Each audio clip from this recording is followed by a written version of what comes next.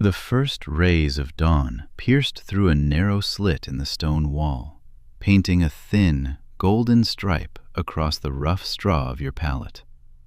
You blinked, opening your eyes to the oppressive reality of your existence in ancient Rome, specifically the year 73 BCE. For a fleeting moment, as the sun's warmth touched your face, there was a fragile sense of peace. That was the good news. The bad news was the gnawing awareness that you were a slave, trapped within the iron grip of the world's most powerful empire. Your day was about to begin, and it would unfold in ways you could never have imagined during your former life. Your name is Thrakus, and only 3 months ago, you were a free man. Before this nightmare, you lived in Thrace, a land of rugged mountains and fertile valleys, a region that modern maps might label as parts of Bulgaria, Greece, and Turkey. You were not born into bondage, no. Your earliest memories were of freedom, of a family, of the honest, strenuous work of a blacksmith, and of a small ancestral plot of land that had nourished your family for generations. The rhythmic clang of hammer on anvil, the scent of hot metal, the laughter of your children. These were the sounds and smells of your world. Then, like a plague, Rome's legions descended upon your tranquil village during their relentless eastern campaigns. The air was ripped apart by the clash of iron, the terrified screams of your neighbors, and the acrid smoke rising from burning homes. These horrific memories still claw at the edges of your dreams, turning sleep into a torment. When the battle's gruesome aftermath finally settled, the survivors, including you, battered and broken, were chained together like animals and forced to march hundreds of agonizing miles. The journey, under the scorching sun and the merciless gaze of Roman soldiers, ended at Rome's sprawling, cacophonous slave markets, where human lives were bartered like livestock. This grim fate, as prisoners of war from Rome's ever-expanding borders, was the common beginning for most slaves within the empire. Now you pushed yourself up from the hard, cold stone floor of the Castellum, your master's slave dormitory. The unfamiliar coolness of the iron collar around your neck sent a shiver down your spine. It wasn't particularly heavy, but its metallic embrace was a constant, searing reminder of who, or rather what, you were now considered to be under Roman law. You were no longer a person. You were a thing, a piece of property, an instrumentum vocale, a tool that could speak, a chilling classification that stripped away every last vestige of your humanity. Your master, Marcus Lentulus Batiatus, presided over a ludus, a gladiatorial training school nestled in Capua, approximately 120 miles southeast of Rome. You were still new to this brutal world, too unseasoned to be selected for gladiator training. Instead, your days were spent maintaining the facility, cleaning the communal areas, cooking meager meals for the gladiators, endlessly repairing worn equipment, and attending to their every need. The good news was that your years as a blacksmith had honed your skill with metal. The bad news was that your master had noticed this valuable talent and was now contemplating either putting you to work full-time forging weapons, a task that would bind you even more deeply to this place, or, perhaps even worse, training you as a gladiator yourself. The thought sent a cold dread through your stomach. To forge instruments of death was one thing, to wield them in the arena, quite another. You splashed cold, brackish water from a communal basin onto your face, the shock momentarily clearing the lingering fog of troubled sleep. Around you, other slaves began to stir, their rustling and low murmurs filling the Castellum. There was Diona, a Greek woman whose coastal town had been savagely sacked by the Romans. Her eyes, often shadowed with a quiet sorrow, held a flicker of defiance. She worked in the kitchen, a place of both drudgery and small, clandestine acts of kindness. And sometimes, when the ever-vigilant overseer Servius wasn't looking, she would slip you an extra piece of stale bread or a handful of olives. Then there was Gallus, an older Gaul with a grizzled beard and a weariness that settled deep in his bones. He'd endured over 2 decades of enslavement, his spirit scarred, but not entirely broken. He tended to the training yard, his movements slow but deliberate, and on rare occasions, when he felt safe enough, he would whisper stories of the vast world beyond Rome's suffocating grip, tales of wild forests and free peoples that stirred a deep ache in your soul. And finally, there was young Cyrus, barely 12, born to a slave mother within the very walls of this ludus. His young eyes held no memory of freedom, no concept of a life beyond service. He knew nothing but obedience and the daily grind of his assigned tasks. Unlike many modern, simplistic conceptions of slavery, Rome's sprawling system was not based on race or the color of one's skin. Slaves were drawn from every corner of Rome's expanding empire: Gaul, Hispania, Greece, Syria, Britannia, North Africa, and countless other conquered lands. What truly mattered was not your origin, nor your heritage, but your legal status as property. And property you undeniably were. A sharp, cruel crack of a whip echoed through the dormitory, slicing through the morning air. "Up, all of you. The sun doesn't wait, and neither does your work." Servius, the overseer, bellowed, his voice laced with menace. He was a freedman himself, a former slave who had somehow clawed his way to a precarious liberty. Yet, paradoxically, he was particularly harsh, almost pathologically cruel, to the slaves under his supervision. Perhaps it was his desperate, brutal attempt to distance himself from his own past, to prove his loyalty to his Roman masters. Or perhaps, more chillingly, cruelty to those beneath him was the only true power he had ever known, a power he wielded with savage relish. You quickly pulled on your simple tunic, rough-spun wool that barely reached your knees, scratchy against your skin, and rushed outside with the others, merging with the stream of silent, shuffling figures. The good news was that you were at least allowed clothing. The bad news was that this short, coarse, poor-quality tunic immediately marked you as a slave, a visible, undeniable symbol of your status that any Roman, from the lowliest street sweeper to the mightiest senator, would recognize instantly. There was no escaping the branding of your servitude. The morning ritual began with the roll call, a tense, silent procession of fear and forced deference. Each slave had to respond when their name was called, and woe to anyone who was slow to appear, anyone who dared to delay. Only yesterday, a slave named Theseus had been a fraction of a second too late, and Servius, with a chilling lack of hesitation, had ordered him flogged with 10 lashes. You'd heard Theseus's cries from the smithy, a sound that etched itself into your memory. Now, despite the raw, angry wounds surely marring his back, Theseus was already at his post, working. There was no rest for a slave who could still stand. "Thracus!" Servius's voice cut through the air, sharp as a blade. You stepped forward, eyes downcast, a posture of submission you had learned to adopt.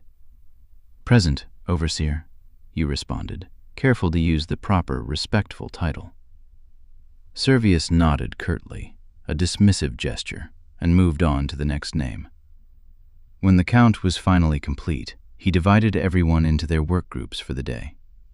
To your relief, you were assigned to help the armorer. Given your skills with metal, it was a logical, if still confining, placement. At least today you wouldn't be cleaning the reeking latrines or hauling heavy buckets of water from the well under the scorching sun. Small mercies, you thought, in a life that offered painfully few choices. As you walked towards the smithy, the air already growing warm, you passed the sprawling training yard. The rhythmic thud of wooden practice swords, the guttural grunts of exertion, and the trainer's sharp, barking instructions already filled the space. Gladiators, their bodies gleaming with sweat, moved through their morning exercises with grim intensity. These men were slaves too, but of a vastly different, more dangerous sort. While most slaves, like you, were condemned to lives of anonymous drudgery, gladiators achieved a strange, brutal kind of fame. The good news was that successful gladiators could earn prize money, command a degree of respect, and, if truly fortunate, even win their freedom. The bad news was that they had to repeatedly risk a gruesome death in savage combat to achieve any of it. Their lives were a cruel spectacle, designed to entertain the Roman masses. Among the practicing gladiators, one man stood out, even to your still unaccustomed eye. His name was Spartacus, a Thracian like yourself. He had arrived at the Ludus only a few weeks before you did, yet already his exceptional skill with weapons, his raw power and controlled ferocity had deeply impressed the trainers. Whispers circulated among the slaves, rumors that he was once a soldier, perhaps even an auxiliary in the Roman army, before deserting or being captured. Whatever his past, he was undeniably the rising star of Batiatus's Ludus, a man forged for conflict. Spartacus caught your eye as you passed, and for a fleeting moment there was a flash of recognition.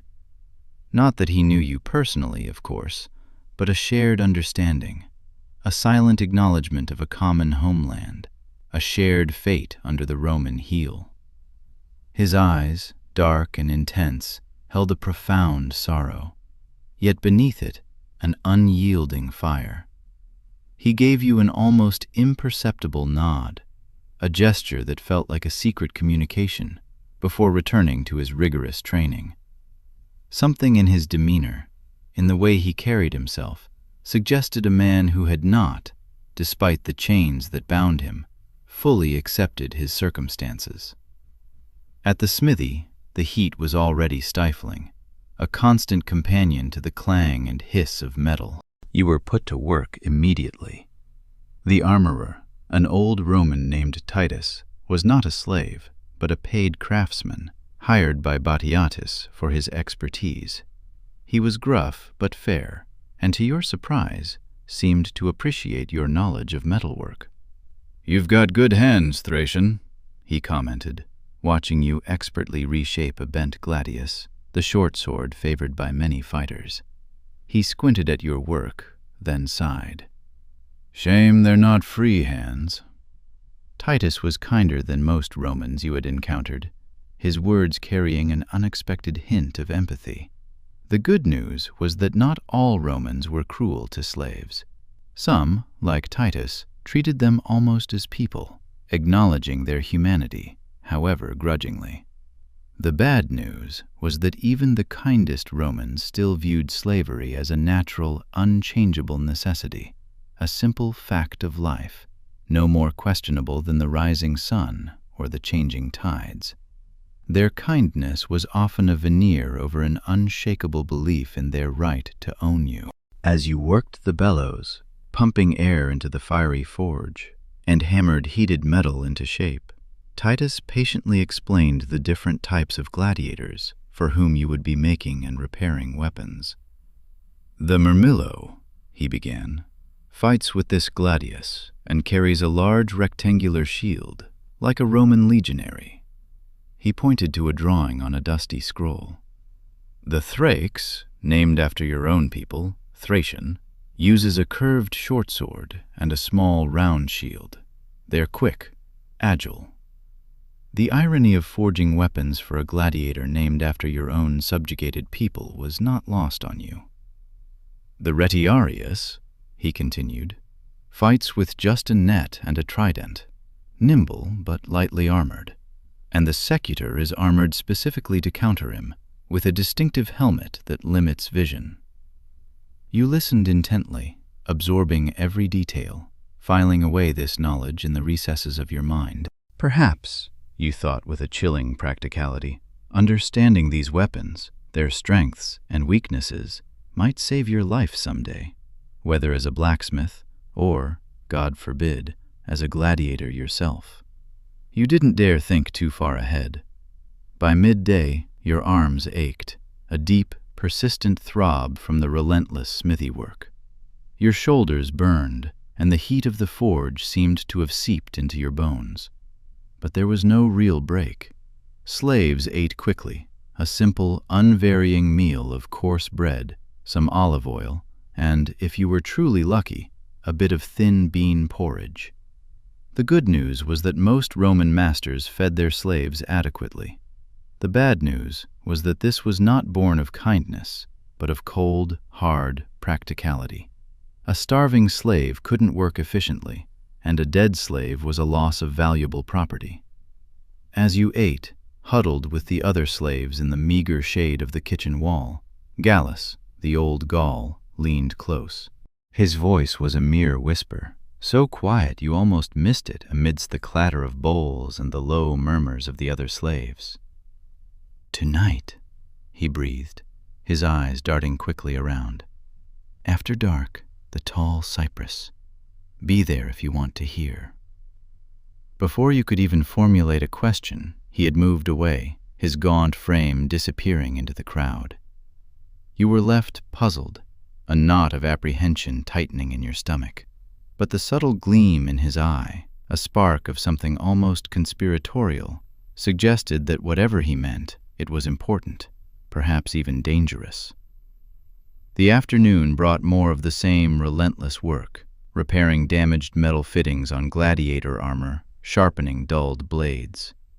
From the training yard, the crack of wooden practice swords continued, punctuated occasionally by the harsh shouts of trainers and the pained cries of gladiators pushed past their limits. Training to be a gladiator was not for the faint-hearted. It was a brutal, dehumanizing conditioning, designed to forge men into killing machines for mortal combat.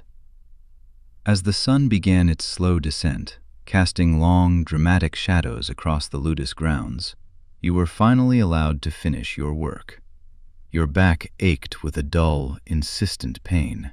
Your hands, despite years of calluses as a blacksmith, were blistered and raw from the unceasing labor, and fatigue weighed heavily on every limb.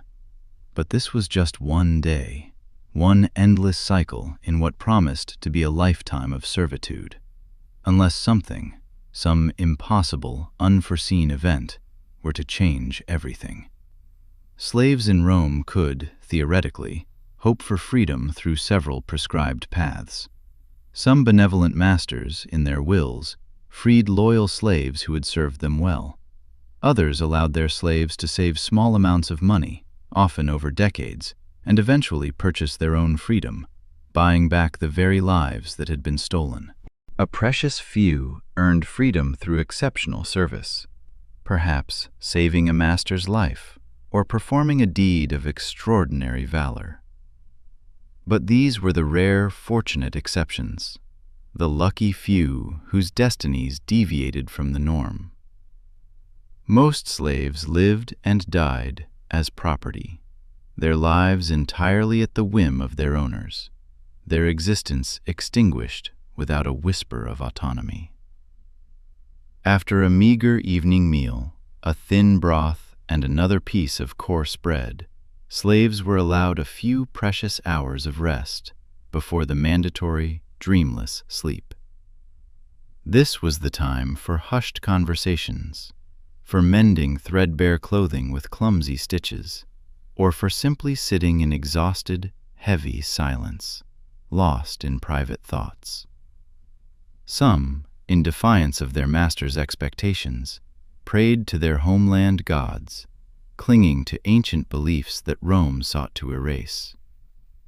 Slaves were, of course, expected to worship the Roman gods of their masters, to fully assimilate. Yet, ironically, some slaves were even used in Roman religious ceremonies, their very status as property making them appropriate, humble servants for certain deities. The complexities and contradictions of Roman society were endless. You remembered Gallus's mysterious invitation, and, with a heart thumping a nervous rhythm against your ribs, you made your way cautiously toward the tall cypress tree that stood sentinel at the edge of the property. It was risky to be out after dark, a transgression that could earn a brutal flogging, but your burgeoning curiosity, ignited by Spartacus's words earlier, overcame your innate caution. Near the cypress, barely visible in the deepening shadows, you found a small group of slaves gathered, their voices low, hushed, almost conspiratorial. Gallus nodded when he saw you approach, a faint smile touching his lips, and made a space for you in the tight circle. "Our new Thracian has joined us," he said quietly, his gaze sweeping over the others. "Good. We were just discussing news from the outside." "What news?" you asked, your voice barely above a whisper, straining to hear. "There's been another slave revolt in Sicily," said a man named Alexandros, a Greek scribe whose privileged position in Batiatus's office granted him access to messages and correspondence. "The second one in 30 years. Thousands of slaves took control of large parts of the island before the Romans finally crushed them." The news sent a ripple of murmurs through the small, tense group. Slave revolts were rare, but to the Romans they were absolutely terrifying. Their entire economy, their very way of life, depended on the compliance of a massive enslaved population that often outnumbered them in many regions. The thought of that compliant workforce rising up was Rome's deepest nightmare. "It won't be the last," another voice added, and you were surprised to see Spartacus himself, a commanding presence even in the shadows, standing at the edge of the gathering. His very presence seemed to command immediate attention and respect, a natural authority that transcended his chains. The Romans believed themselves invincible, but every empire has its weaknesses. "Dangerous talk, Thracian," Gallus warned, though there was no rebuke in his tone, only a weary acknowledgement of the immense risk they were taking. Spartacus merely shrugged, a gesture of profound defiance. "What can they do to us that they haven't already done?" he asked, his voice low but resonating with a steel conviction. "Take our freedom? Our homeland? Our families?" His eyes, burning with an inner fire, scanned each gathered face, meeting every gaze. "We have nothing left to lose but our lives, and those are hardly worth living as they are." You felt a chill run down your spine at his words, not because you disagreed, but because of the searing, burning conviction behind them. This was not idle complaint, not mere venting of frustration. There was something deeper, far more dangerous, brewing here. "We're not here to plan rebellion," Gallus said quickly, perhaps for the benefit of any hidden listeners or potential informants. "Just to share news and company. Remember that." The gathering dispersed soon after, each slave melting back into the shadows, returning to their sleeping areas before the strict curfew. But as you lay on your straw pallet that night, the words of Spartacus echoed in your mind, replaying again and again. "What can they do to us that they haven't already done?" Sleep came fitfully, an uneasy truce. Your dreams were a tumultuous mixture of cherished memories of home and the elusive promise of freedom, mingled with chilling nightmares of rattling chains, the sharp crack of the whip, and the blood-stained sand of the arena. This, you realized with a grim finality, was the true reality of a slave in Rome. Even your dreams weren't your own. Days bled into weeks, then months, each passing in much the same crushing routine. Wake before dawn, roused by Servius's shouts. Work until dusk, under the unblinking eye of the overseers, your body pushed to its limits. Eat just enough to survive. Sleep, or at least attempt to. Repeat. The relentless, soul-numbing rhythm of slave life was designed with a singular, cruel purpose: to break the spirit through relentless monotony, punctuated by the ever-present, paralyzing fear of punishment. The good news was that humans were remarkably adaptable, resilient creatures. The bad news was that adapting to slavery meant, day by day, losing pieces of yourself, your identity, your very humanity, slowly chipped away by the system. Despite the risk, you continued to attend the secret gatherings by the cypress tree whenever you could. Sometimes, news from the outside world would filter through: reports of audacious pirate raids along the coast, whispers of tribal rebellions stirring in distant Gaul, or tantalizing rumors of political machinations and power struggles within Rome itself. Other times, the slaves simply shared stories of their distant homelands, keeping their cultures alive in hushed, whispered tales after dark, a fragile act of defiance against Roman assimilation. Spartacus wasn't always present, but when he was, the energy of the gathering irrevocably changed. Other slaves looked to him instinctively, drawn to his quiet strength, his unwavering dignity despite the chains that bound him. You began to understand why. In a world designed to strip people of their humanity, to render them mere property, Spartacus had, against all odds, somehow held on to his. He was a beacon in the suffocating darkness. One evening, about 2 months after your arrival at the Ludus, as the last fiery glow of sunset faded from the horizon, Spartacus approached you directly in the smithy. The air in the workshop still hummed with the day's heat, scented with charcoal and metal. "Your work is good," he said, his voice quiet but intense, nodding toward the sword you were meticulously repairing. "In Thrace, were you a smith?" "Yes," you answered, surprised by the directness of his question, by his singular attention. "My father taught me, and his father before him." Spartacus nodded thoughtfully, his gaze lingering on your calloused hands. "A useful skill," he mused. "One that makes things that can both build and destroy." He ran a finger, almost reverently, along the honed edge of the blade you had just sharpened. "The Romans have forgotten that everything they use to control us can also be used against them." Before you could respond, before you could even fully process the profound, chilling implications of his words, he was gone, a silent shadow melting back into the deeper gloom of the Ludus. You were left alone, holding the sword, with a strange, potent mixture of hope and dread coiling in your gut. Something was coming. You felt it in the very air, a taut, electric stillness, like the quiet calm before a monumental storm. That night, you were awakened, not by Servius's harsh shouts, but by a hand shaking your shoulder, gently yet urgently. It was Spartacus, his face etched with grim determination, several other gladiators standing like silent, imposing shadows behind him.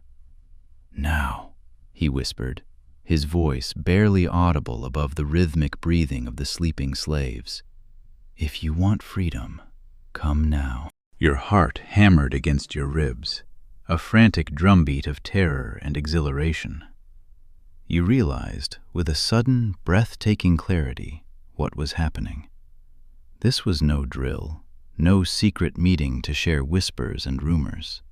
This was the beginning of something immense, something that could mean either unimaginable freedom or a brutal, agonizing death. Perhaps both. Without a moment's hesitation, without a single thought for the consequences, you rose and followed. Throughout the slave quarters, others were being roused. Not all, but those who had been carefully deemed trustworthy, whose hunger for freedom outweighed their fear of Roman retribution. In all, perhaps 70 or 80 slaves, a motley but determined band, gathered in the training yard. Their weapons were rudimentary, born of desperation.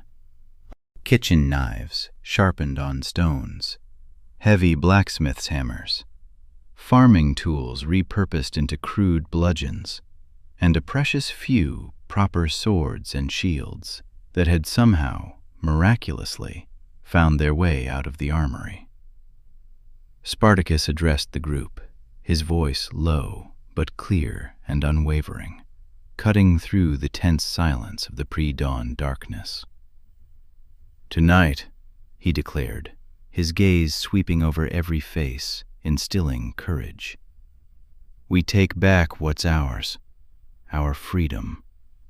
We'll overpower the guards, seize their weapons, and escape. Once free of this cursed place, we make for Mount Vesuvius, where the rugged terrain can help us defend ourselves and gather strength." "The Romans will hunt us," someone pointed out, a voice trembling with fear and undeniable truth. "Let them," Spartacus replied, a grim, unyielding smile touching his lips. "I'd rather die a free man on a mountainside than live another day as someone's property." A murmur of agreement, a collective exhalation of desperate hope, passed through the group. This was madness, pure and simple, an insane gamble against the most powerful empire the world had ever known. But it was also, perhaps, the only chance, the solitary flicker of hope many of these people would ever have at freedom. "Anyone who doesn't wish to join us can return to their beds now," Spartacus continued, his voice firm, offering a choice that had been denied them their entire lives. "We won't force anyone to fight, and we won't harm those who stay." Not a single soul moved. Whatever fears they harbored about the rebellion's slim chances, whatever dread of Roman reprisal haunted them, the intoxicating possibility of freedom, of reclaiming their very humanity, outweighed them all. "Then let's begin," Spartacus said, raising a stolen gladius, its blade gleaming dully in the faint light. "For freedom!" The revolt erupted with astonishing speed and efficiency. The night guards, few in number and complacent in their routine, lulled by years of unchallenged authority, were quickly overwhelmed. Keys were seized, more weapons secured from the armory, and suddenly, impossibly, the balance of power shifted. You found yourself fighting alongside men and women who, only hours ago, had been beaten down in spirit and body, their shoulders slumped with the weight of servitude. Now they moved with a desperate, primal energy, the ferocious determination of those with everything to gain. The clash of metal, the shouts of alarm, the rush of adrenaline. It was terrifying and exhilarating all at once, a chaotic symphony of violence and hope. By dawn, the ludus of Batiatus, the very symbol of their oppression, was in the hands of the slaves. Some masters and guards lay dead, their arrogance silenced, while others were locked in the very cells they had once used to punish disobedient slaves, their fear a delicious, ironic revenge. The gladiators, trained fighters all, formed the resolute core of what was rapidly becoming not just an escape, but a burgeoning rebellion. Standing in the courtyard, as the rising sun painted the sky in hues of orange and rose, illuminating your first moments of true, precarious freedom, you looked around at the faces of your fellow rebels. There was fear there, certainly. What you had done guaranteed a terrible, agonizing punishment if captured. But there was something else, too, something more profound. Dignity restored, humanity reclaimed, a fierce, unwavering light in eyes that had long been vacant. Spartacus addressed the gathered rebels once more, his voice now ringing with the authority of a true leader. "This is just the beginning," he declared, his words echoing against the stone walls of the ludus. "Rome will send soldiers against us. We must be ready. We go to Vesuvius, where the terrain will help us defend ourselves. Along the way, we free every slave we encounter who wishes to join us. We take food, weapons, and supplies from the villas of the rich. This is no longer just an escape. This is war. A ragged cheer rose from the crowd, a mix of elation and trepidation. You noted, however, that some faces looked uncertain at this sudden escalation. Escaping to freedom was one thing. Waging war against Rome itself, against its legions and its seemingly limitless power, was quite another. As the rebels prepared to leave the ludus, gathering what supplies they could and organizing into crude groups, you found yourself at a crossroads. The path ahead promised unimaginable hardship and danger, with only a slim, fragile hope of actual, lasting freedom. The Romans did not forgive slave revolts. They crushed them with brutal efficiency, crucifying participants by the thousands to make terrifying examples. Yet the alternative, to somehow avoid joining the rebellion and remain a slave, was unthinkable now that you had tasted these few, intoxicating moments of freedom. The iron collar around your neck, though no longer an immediate threat, seemed to tighten at the very thought of continuing in bondage, a phantom weight of despair. You made your choice quickly, instinctively, gathering what useful tools and makeshift weapons you could find. Whatever chaos, whatever terror, whatever death lay ahead, you would face it as a person, not as property. As the rebels streamed out of the ludus, a tide of defiant humanity, you fell in alongside them, leaving behind the suffocating life of a slave and stepping into the uncertain, perilous future of a rebel against Rome. The good news was that you were free, at least for now, in this exhilarating, terrifying moment. The bad news was that you had just made an enemy of the most powerful empire the world had ever known. And as you marched toward Mount Vesuvius, with this growing, desperate army of the formerly enslaved, you couldn't help but wonder how many of you would live to truly enjoy the freedom you had just seized. And what, you mused, as the enormity of your actions began to settle, did freedom even mean in a world where Rome's long, oppressive shadow touched every corner? These questions, however, would have to wait. For now, there was ground to cover, more slaves to free, and defenses to prepare. The Third Servile War had begun, and you were no longer just Thracius, the slave. You were Thracius, the rebel, writing your own story in defiant strokes against those who would own your very existence. Night fell over your first full day of freedom as your ragged band made camp in the hills surrounding Capua. The air was cool, carrying the scent of pine and damp earth. Tomorrow would bring uncertainty, the relentless pursuit of Rome, and perhaps death. But for this one moment, under the same vast and different stars that shone over your distant homeland, you were your own master. And despite the dangers that lay ahead, that profound knowledge allowed you to sleep more peacefully than you had in months, the phantom weight of the collar finally gone. Dawn broke over your makeshift camp, a soft golden light filtering through the gnarled branches of ancient trees as you and your fellow rebels prepared for the journey ahead. Mount Vesuvius loomed in the distance, a formidable purple-hued presence against the pale morning sky, your destination and potential sanctuary. The mountain was still decades away from the infamous eruption that would one day destroy Pompeii, but its steep slopes, hidden caves, and rugged terrain made it a natural fortress against Roman forces, a promise of defensible ground. Spartacus moved through the camp, a quiet, commanding presence. He spoke with small groups, organizing, encouraging, instilling a sense of purpose. He possessed a natural, innate talent for leadership that transcended his former status as a slave, inspiring loyalty and fierce determination. The gladiators, disciplined and skilled in combat, formed the unwavering core of your fighting force. But most of the escaped slaves, including yourself, had little or no combat training, their hands accustomed to tools or fields, not swords. The good news was that many possessed invaluable skills from their former enslavement: blacksmithing, carpentry, cooking, farming, and rudimentary medicine. The bad news was that skills alone wouldn't stop Roman spears or the organized charge of a legion.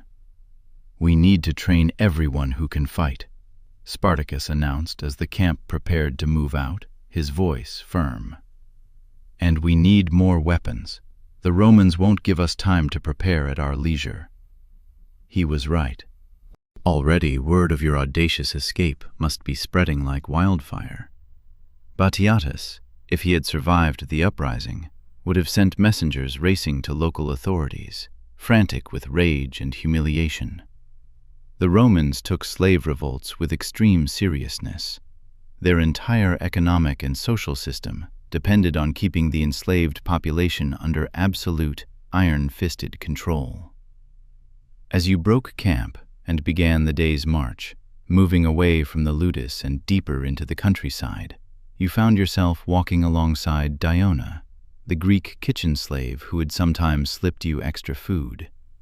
Her small pack of supplies, clumsily adjusted on her back, seemed too heavy for her slender frame. "I never thought I'd be doing this," she murmured, her voice laced with a mixture of disbelief and wonder. "5 years I've been a slave, always keeping my head down, just trying to survive each day. Now look at us." "Do you regret coming?" you asked, curious about how others viewed this dangerous gamble for freedom, this terrifying leap into the unknown. She shook her head firmly, her eyes fixed on the path ahead. "No, even if it ends badly, at least I'll die having made a choice. That's something they could never give us as slaves. Real choices." Her words resonated deeply with you. In Roman slavery, choice was perhaps the very first thing that was stripped away. Slaves had no legal right to decide anything about their lives. Not where they lived, not who they married, not what work they did, or even whether they had children. Female slaves were particularly vulnerable, with absolutely no legal protection against sexual assault or forced breeding by their masters. Their bodies, like their labor, were property. The column of rebels, now numbering over 100, moved steadily through the countryside, avoiding main roads and skirting populated areas whenever possible. Scouts, mostly former gladiators with keen eyes, swift feet, and a lifetime of experience in observation, ranged ahead and to the sides, watching for both danger and opportunity. By midday, your growing group encountered its first true test beyond the ludus walls. The scouts returned, breathless and urgent, with news of a small Roman patrol ahead. Perhaps a dozen soldiers, well-armed and arrogant, were escorting a wagon train of supplies toward Capua. Spartacus called the gladiators together, quickly formulating a plan. You were included in this impromptu council, not because you were a proven fighter, but because your blacksmithing knowledge might prove invaluable in assessing the weapons you could potentially capture. "They don't know about us yet," Spartacus explained, his voice low and precise. "They're just a regular patrol, complacent in their routine. If we move quickly and decisively, we can overwhelm them before they can organize a defense." The plan was simple, but effective. A small group of rebels would appear to be travelers in distress, drawing the patrol's attention. When the Romans approached, the main force, hidden in the dense undergrowth, would emerge and attack from multiple directions, a brutal, overwhelming ambush.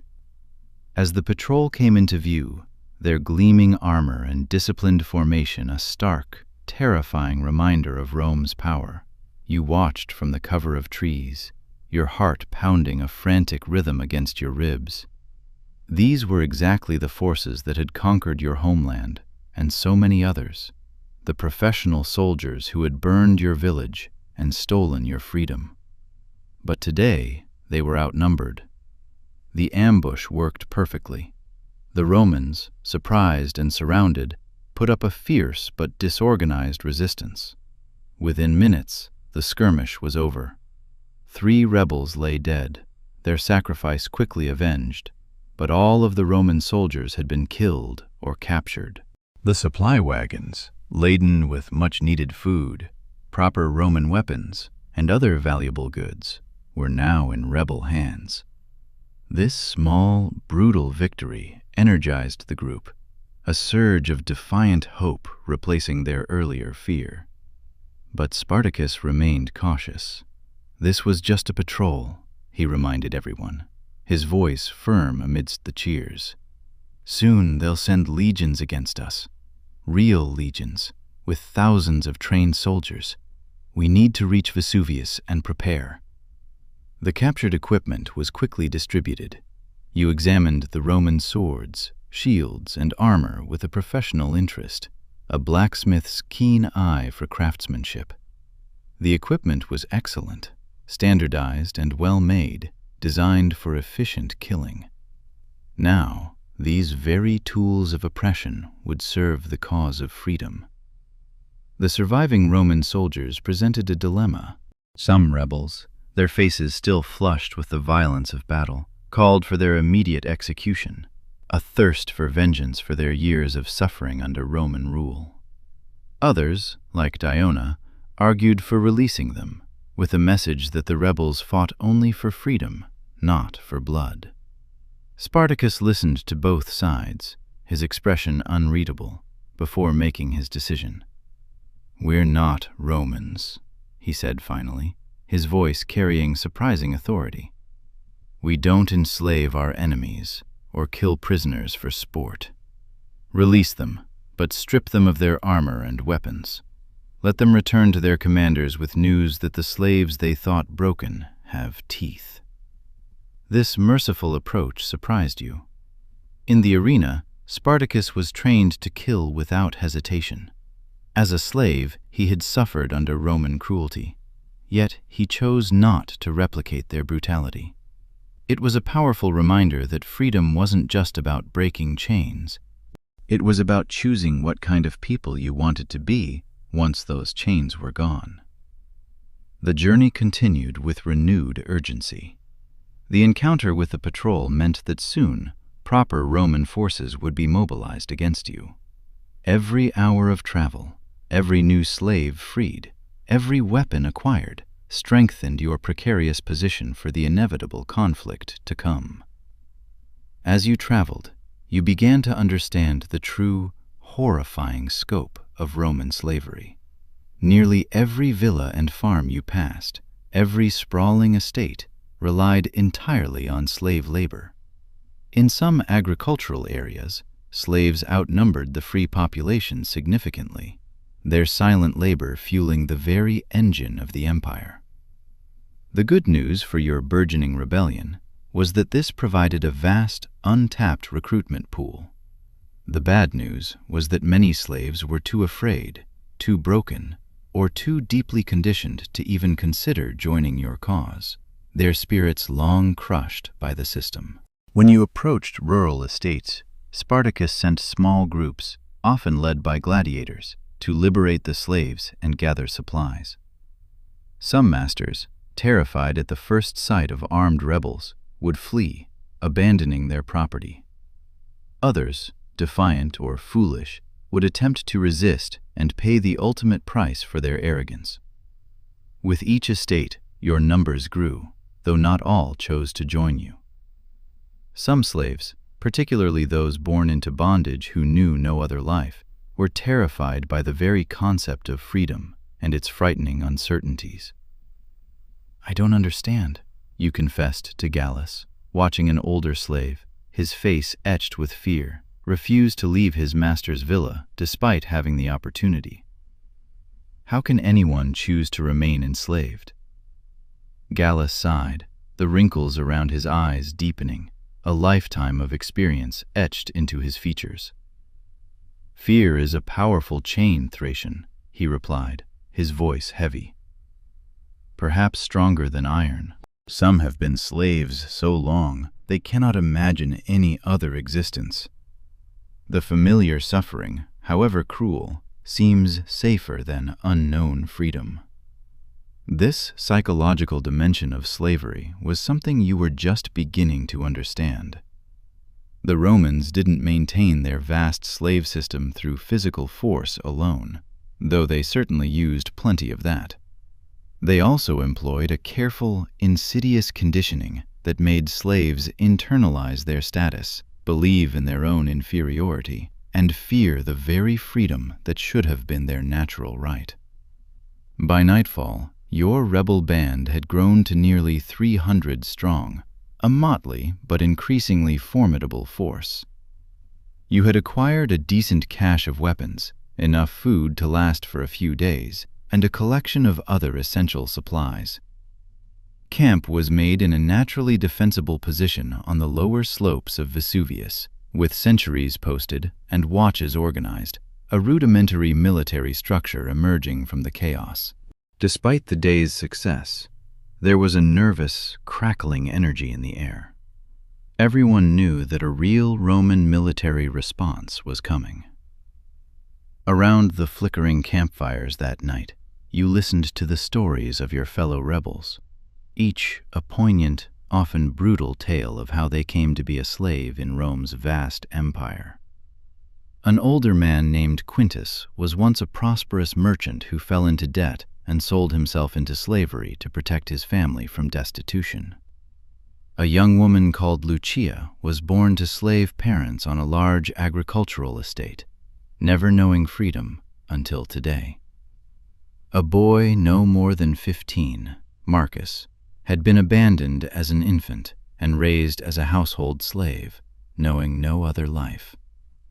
The sheer diversity of their backgrounds reminded you that Roman slavery was a complex, multifaceted system with many paths to bondage. Unlike later historical slavery systems that targeted specific ethnic groups, Rome enslaved people from all conquered territories and social classes. What united slaves in Rome wasn't their origin or their race, but their legal status as human property, a legal fiction that allowed for unimaginable cruelty. This status had profound, devastating implications for daily life. Roman slaves could be bought and sold at their master's whim, separating families without recourse or mercy. They could be punished physically, flogged, branded, tortured, without any legal protection. A master who killed their own slave faced little or no consequence, as it was merely the destruction of property. They could be used sexually without consent, their bodies not their own. They could be forced to fight to the death for entertainment, their lives a brutal spectacle. They had no right to marry legally, though some masters permitted informal unions. Any children born to slave women automatically became slaves themselves, regardless of who the father was, perpetuating the cycle of bondage. As you shared these sobering reflections with those around your campfire, the conversation naturally turned to what freedom might look like if, by some miracle, your rebellion actually succeeded. "I want land," said a former agricultural slave named Titus, his voice low and earnest. "Just a small plot, enough to feed my family, without answering to any master." "I want to go home," said a woman from Gaul, her eyes distant with memory. "I was taken from my village 10 years ago. I don't even know if my children still live." "I want revenge," said another, his face a roadmap of scars from repeated beatings, his voice filled with a raw, burning hatred. "For every lash I took, I want Roman blood." Spartacus, passing by your fire, paused to listen, his presence commanding immediate, respectful silence. "All worthy desires," he said, his gaze encompassing them all. "But first, we must survive.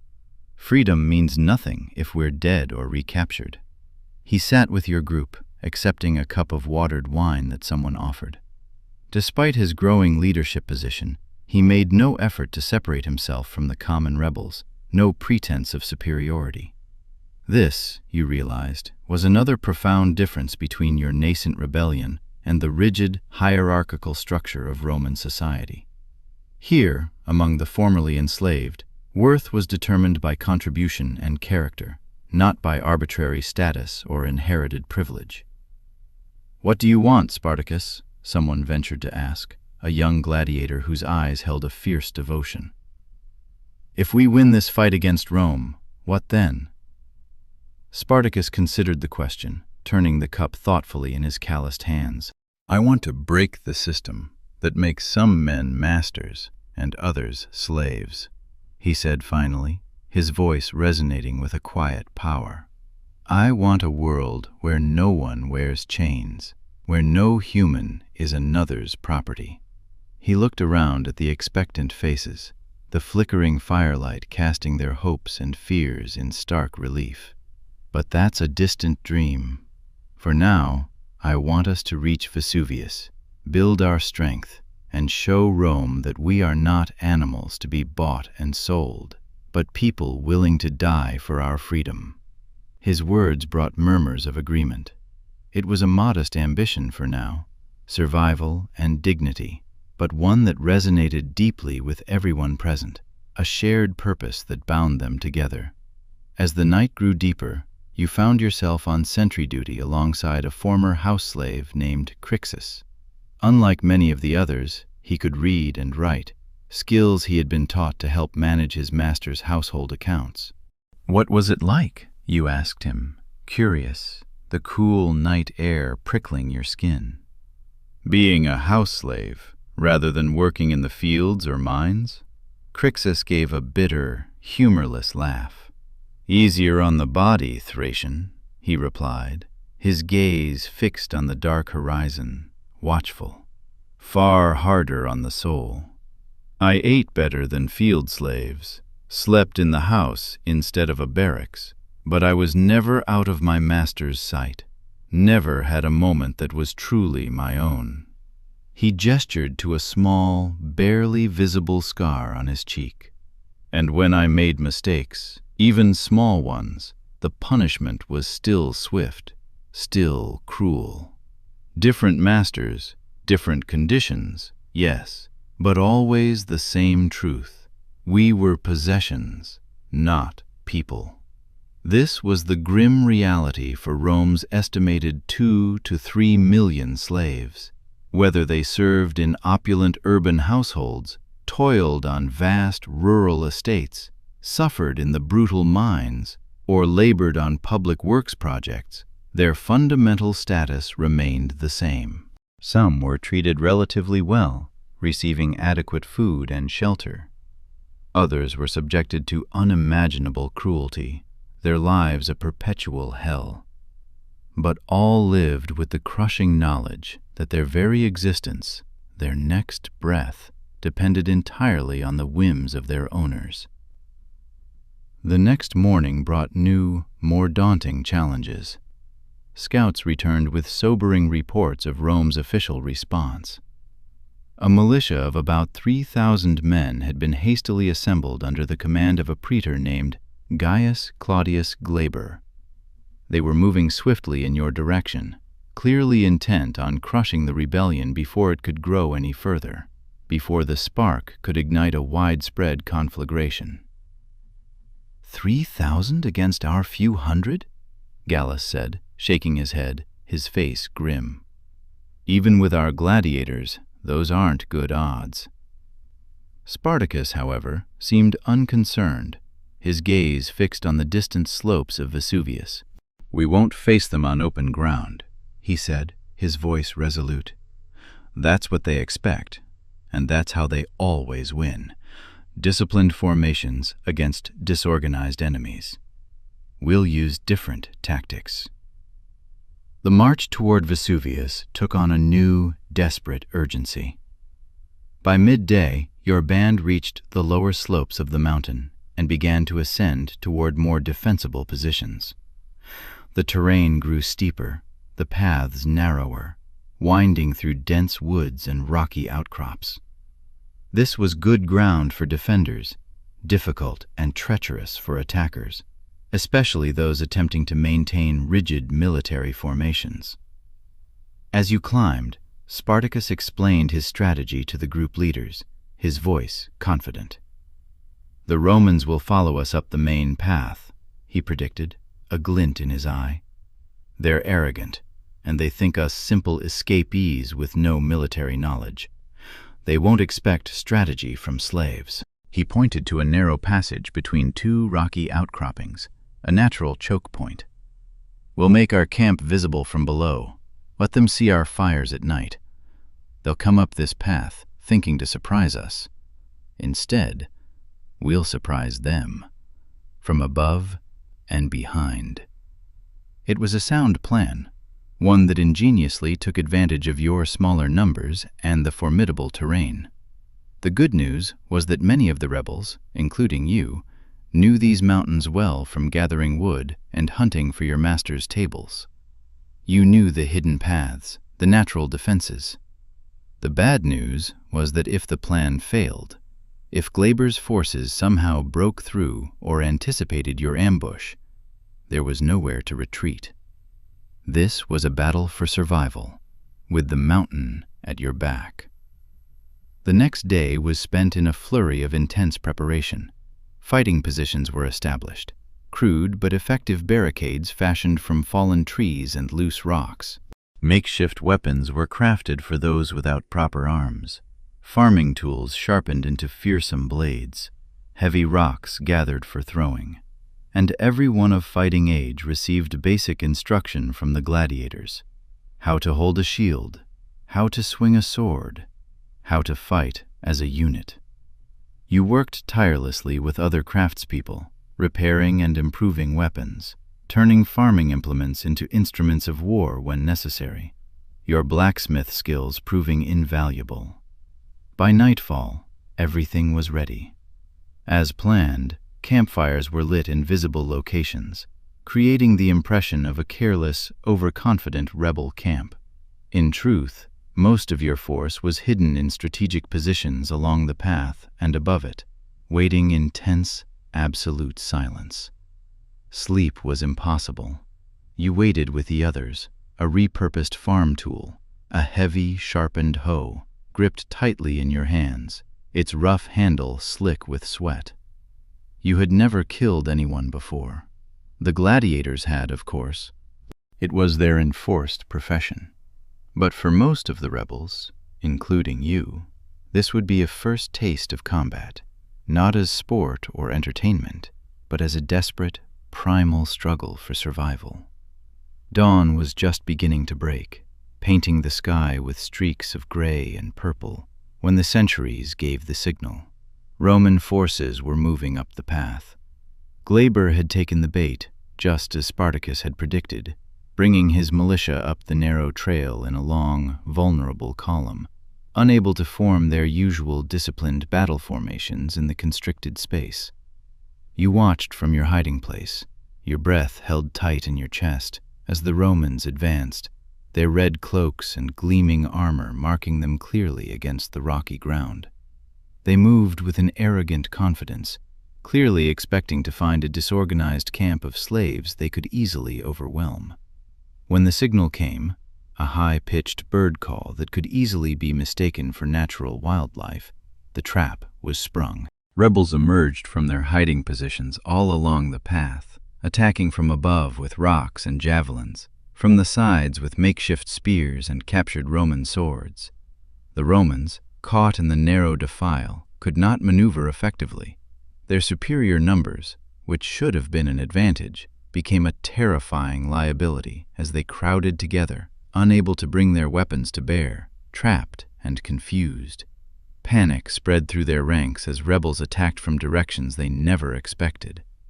You found yourself in the midst of the chaos, a whirlwind of shouts, steel, and desperate bodies, striking out at armored men who, hours ago, would have commanded your absolute obedience. There was a strange, intoxicating power in the reversal, the hunted becoming hunters, the owned becoming owners of their own fate. The battle was surprisingly brief, a ferocious, brutal explosion of violence. The Roman militia, despite their advantages in equipment and training, were thoroughly routed. Many were killed, their bodies tumbling down the steep slopes. Others threw down their weapons and fled back down the mountain, screaming in terror. Glaber himself barely escaped with his life, his authority and reputation shattered. When the fighting ended, leaving an eerie silence in its wake, the rebels found themselves in possession of the battlefield and, more importantly, the Romans' abandoned equipment. Hundreds of proper weapons, gladii, pilum, daggers, along with armor sets and vital supplies, now belonged to the rebellion. It was a victory beyond what anyone dared hope for, a stunning blow to Roman pride.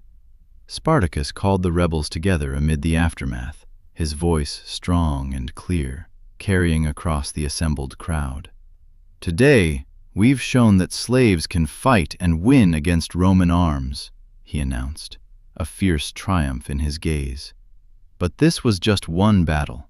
Rome will send more soldiers, better soldiers, next time. We must use this victory to grow stronger. He outlined his plan.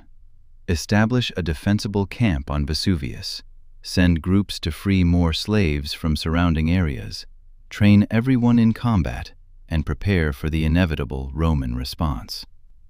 It was clear that what had started as a desperate escape had evolved into something much larger, a full-scale rebellion against Rome itself. As the day progressed and the camp took shape, you found yourself working alongside others to fashion more weapons from the captured Roman equipment. Your blacksmith skills were increasingly valuable, and you took immense pride in creating tools that might help secure freedom for yourself and others. "They'll never let us go," said an older rebel working beside you, hammering a captured sword back into shape after it was damaged in the fight. "Even if we wanted to just escape the Italian peninsula, they'd hunt us to the ends of the earth." "Why?" you asked, though you suspected you already knew the answer. "Because we're more than just escaped property to them now," he replied, his eyes grim. "We're a symbol. If slaves can successfully rebel in the heart of Roman territory, what's to stop millions of others from doing the same? Our existence threatens the very foundation of their society." He was right. Roman civilization was built entirely on slave labor. Slaves worked the vast agricultural estates that fed the empire. Slaves mined the metals that created Rome's wealth. Slaves built the roads, aqueducts, and magnificent buildings that demonstrated Roman engineering prowess. Slaves taught, healed, entertained, and served in Roman households. Without slavery, the Roman economic and social system would collapse into ruin. That night, as fires burned throughout the rebel camp, there was celebration of the victory, a brief, exultant release of tension. But there was also a grim, sober preparation for what was to come. Weapons training continued, even by firelight. Scouts returned with reports of more slaves joining your cause, swelling your numbers daily. Supply caches were established in hidden locations throughout the mountain. You sat with Diona and Gallus, sharing a meal of coarse bread and dried meat taken from Roman supplies. Despite the day's success, a persistent question weighed on your mind. "What happens if we actually succeed?" you asked, looking from one to the other. "If we keep defeating Roman forces, then what? We can't defeat the entire empire." Gallus, who had seen more of life than most, shrugged, a philosophical weariness in his movements. "Perhaps not, Thracian. But sometimes the victory is in the fighting itself. For every day we remain free, for every slave who joins us, For every Roman who fears us, that's already a kind of winning." Diona nodded in agreement, her gaze steady. "Before today, Romans thought of slaves as docile, as broken," she added, her voice fierce. "Now they'll look at every slave and wonder, is this one plotting rebellion too? That fear is a power we never had before. Their perspective helped you understand the larger significance of what you were a part of. This rebellion wasn't just about the freedom of a few hundred or even a few thousand individuals. It was a fundamental challenge to the entire concept of human bondage that underpinned Roman society. In the days that followed, your rebel camp evolved into a surprisingly well-organized community. Different skills from your enslaved past became valuable in new ways. Former household slaves who could read and write helped record inventories and organize supplies. Agricultural slaves applied their knowledge to finding and growing food in the mountains. Those with medical training, however rudimentary, tended to the wounded, using ancient remedies. Meanwhile, the gladiators tirelessly trained everyone capable of fighting. Basic formations were taught, weapon skills developed, and the formerly enslaved began to transform into a formidable fighting force. It was not a Roman legion by any means. You lacked their standardized equipment, their rigid discipline, and their centuries of tradition. But it was becoming something formidable in its own right, a force born of desperation and courage. Word of your success continued to spread, and more slaves escaped from surrounding villas and farms to join you. Some brought valuable intelligence about Roman movements or useful skills. Others simply brought their fervent desire for freedom and a desperate willingness to fight for it. Within weeks, your numbers had grown from the original 70 or so gladiators to several thousand rebels, a testament to the magnetic pull of Spartacus's vision. This exponential growth brought challenges as well as strength. Feeding so many people in a mountain camp wasn't easy. Different languages, cultures, and backgrounds sometimes created tensions, minor disagreements that Spartacus worked tirelessly to mediate. Leadership structures had to evolve beyond Spartacus and his original gladiator companions to include representatives from various groups, ensuring that all voices were heard. Through it all, Spartacus maintained the respect and fierce loyalty of the growing rebel army. He led by example, trained alongside the newest recruits, and made decisions transparently, through discussion and consensus, rather than through dictatorial command. It was a profoundly different model of leadership than the rigid hierarchy of Rome, and it seemed to work for this unique community of the formerly enslaved. About a month after your escape from the Ludus, scouts brought alarming news. Rome had dispatched a new, far more powerful force against you. Not a hastily assembled militia this time, but 2 proper legions, thousands of hardened professional soldiers under the combined command of the consuls Lucius Gellius Publicola and Gnaeus Cornelius Lentulus Clodianus. This represented a significant escalation in Rome's response to your rebellion, a clear sign that they no longer considered you a mere nuisance. Spartacus called a council to discuss this grave development. You were included now, having proven your value, not just as a blacksmith, but as someone with good judgment, a calm head in a crisis. The discussion was heated, with different factions advocating different, desperate approaches. "We should split into smaller groups," argued one former house slave, her voice trembling. "Make ourselves harder to find and fight." "No, we should attack them before they're ready," countered a gladiator, his hand instinctively gripping the hilt of his sword. "Use the same surprise tactics that worked against Glaber." "We should try to negotiate," suggested another, a Syrian scribe who retained some hope of diplomacy. Ask for free passage out of Roman territories in exchange for ending our raids. Spartacus listened intently to all viewpoints, his expression thoughtful, before sharing his own assessment. "Rome doesn't negotiate with slaves," he said simply, his voice devoid of illusion. "And splitting up makes us weaker, not stronger. As for attacking them directly, 2 full legions are a different enemy than Glaber's militia." He paced the center of the circle, considering the daunting options before them. "We need to draw them into terrain where their numbers and formations won't help them. And we need to keep freeing slaves. Every pair of hands makes us stronger. Every empty villa makes Rome weaker." The strategy that emerged from this council was bold, audacious, and inherently flexible. Continue to build your forces while conducting strategic raids on Roman targets, always avoiding direct, open confrontation with the legions on their terms. When forced to fight, choose the ground carefully to negate Roman advantages, to turn their strengths into weaknesses. This approach proved remarkably successful in the weeks that followed. Small groups of rebels, often led by Spartacus or one of his trusted gladiators, attacked isolated estates and outposts, freeing more slaves and gathering vital supplies before disappearing back into the labyrinthine countryside.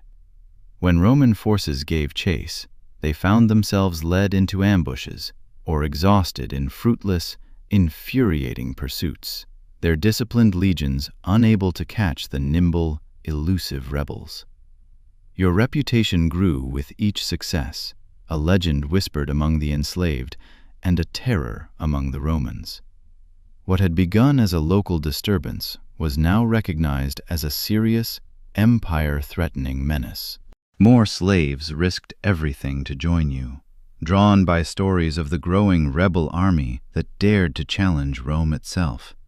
For you personally, these months brought a profound transformation.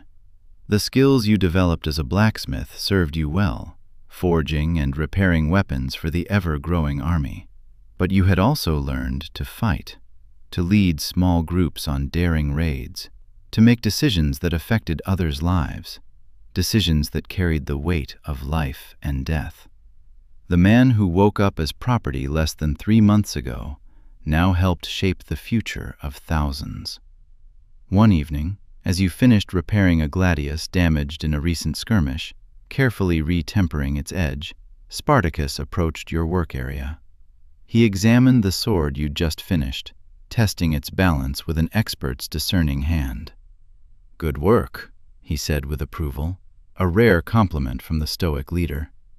"Sharp edge, strong blade, a weapon worthy of freedom." "Thank you," you replied, a flush of pride mixed with a lingering wonder as to why the rebellion's leader had sought you out personally. Spartacus sat on a nearby stump, still turning the sword in his hands, his gaze distant. "Tomorrow," he began, his voice low, almost contemplative, "we face our biggest test yet. Our scouts report that both consular armies are converging near Placentia. They think they've trapped us between them." You nodded, having heard whispers and rumors of this grim development. A chill ran down your spine. "What will we do?" you asked, your voice barely a whisper. "What they don't expect," Spartacus said, a grim smile touching his lips. "We're going to attack one army before the other can join it. Hit them with everything we have, then disappear before the second force arrives." It was an audacious plan, a desperate gamble, betting everything on the element of surprise and the growing skill of your rebel fighters. If it worked, you would have defeated a consular army, something unthinkable for a force of former slaves. If it failed, the rebellion might end then and there, crushed between 2 mighty Roman forces. "I want you with the main attack force," Spartacus continued, meeting your gaze directly. "Your skills are needed, both for fighting and for what comes after, when weapons need repair. The trust implicit in this assignment filled you with both immense pride and a deep trepidation. You were no longer just supporting the rebellion from the smithy. You were at its very heart, a key piece in this impossible struggle. That night, few in the camp slept soundly. Tomorrow's battle could change everything, for better or for worse. As you lay awake, staring at the glittering stars through the tree branches, you reflected on the extraordinary journey that had brought you here, from free Thracian to Roman slave to rebel fighter. Your life had transformed completely in less than a year. Whatever happened tomorrow, you knew one thing with absolute certainty. You could never return to chains. Death, you realized, would be preferable to slavery, now that you had tasted freedom again, however briefly, however perilously. Dawn came too quickly, a pale gray light filtering through the morning mist as the rebel army assembled.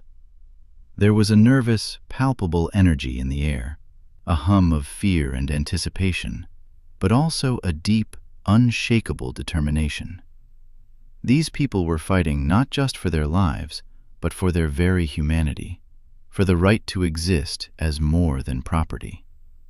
Spartacus moved among the gathered fighters, his presence a source of immense courage, offering encouragement and last-minute advice.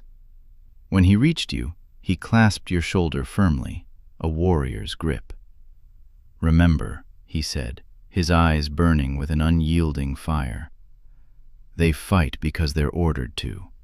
We fight because we choose to. That makes us stronger."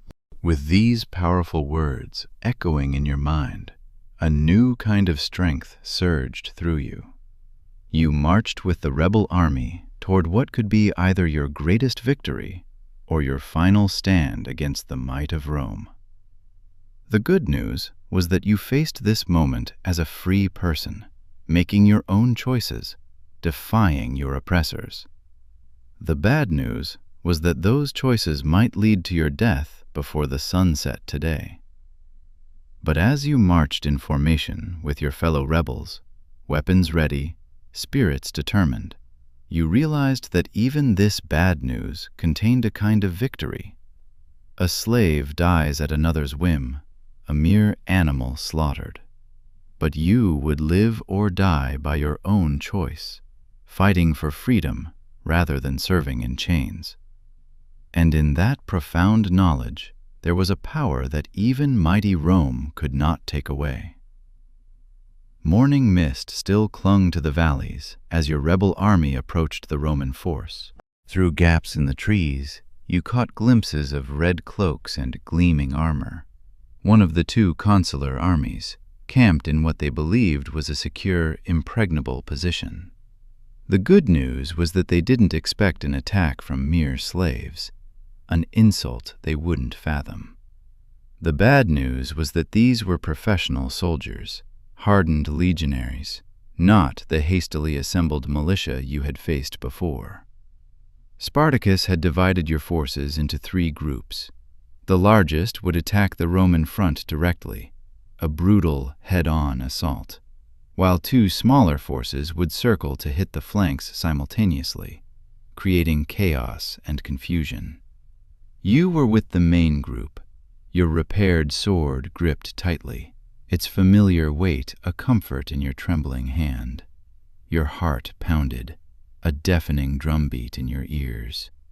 The signal came, a horn blast that cut through the morning quiet, raw and primal. And suddenly, the carefully planned attack erupted into chaos. Thousands of rebels charged from the forest edge, screaming battle cries in dozens of languages, a cacophony of defiance. The Romans, caught during their morning meal preparations, scrambled in panicked disarray to form defensive lines. What followed was a blur of violence and noise, a horrifying maelstrom unlike anything you had ever experienced. The disciplined formations that made Roman legions so effective on open battlefields worked against them in this surprise attack. Your forces crashed into their partially formed lines, creating gaping holes that were quickly exploited by the surge of rebels. You found yourself fighting alongside former gladiators, their trained precision and brutal efficiency a stark contrast to your own desperate, less refined swings. A Roman soldier, his face contorted in a snarl of contempt and fear, lunged at you, his gladius aiming for your chest. You parried instinctively, the skills learned in the training sessions, the muscle memory honed in the smithy, paying off in a split second. Your counterstrike, a desperate, powerful thrust, caught him under the arm, finding the vulnerable gap in his armor. The look of shock and disbelief on his face as he fell, that a slave, a mere barbarian, could kill a Roman soldier, would stay with you forever, a chilling testament to the reversal of power. Around you, the battle raged. The Romans, recovering from their initial surprise, began to organize a more effective resistance, their training and discipline asserting themselves. For a moment, it seemed the tide might turn against you, the sheer weight of their numbers beginning to tell.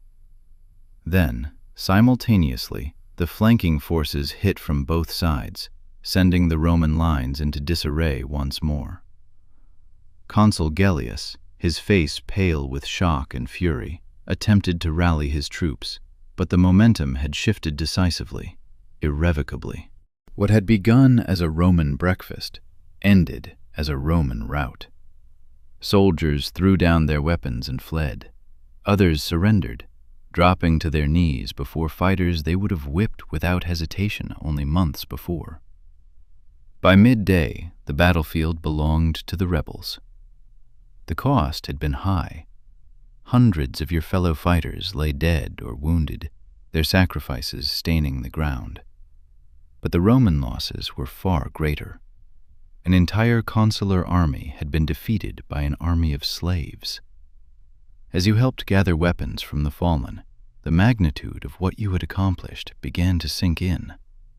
This wasn't just a skirmish or an ambush. This was a proper battle, a direct confrontation against Rome's main military force. And you had won. The captured Roman soldiers presented the same dilemma as before. Some rebels, fresh from the violence of battle, their eyes still wild, called for their immediate execution, a demand for blood vengeance. Others argued for mercy, for a path less brutal than the one Rome inflicted.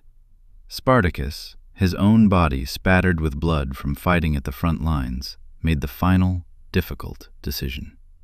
Disarm them, take their armor and supplies, but harm no prisoners, he commanded, his voice firm, resolute.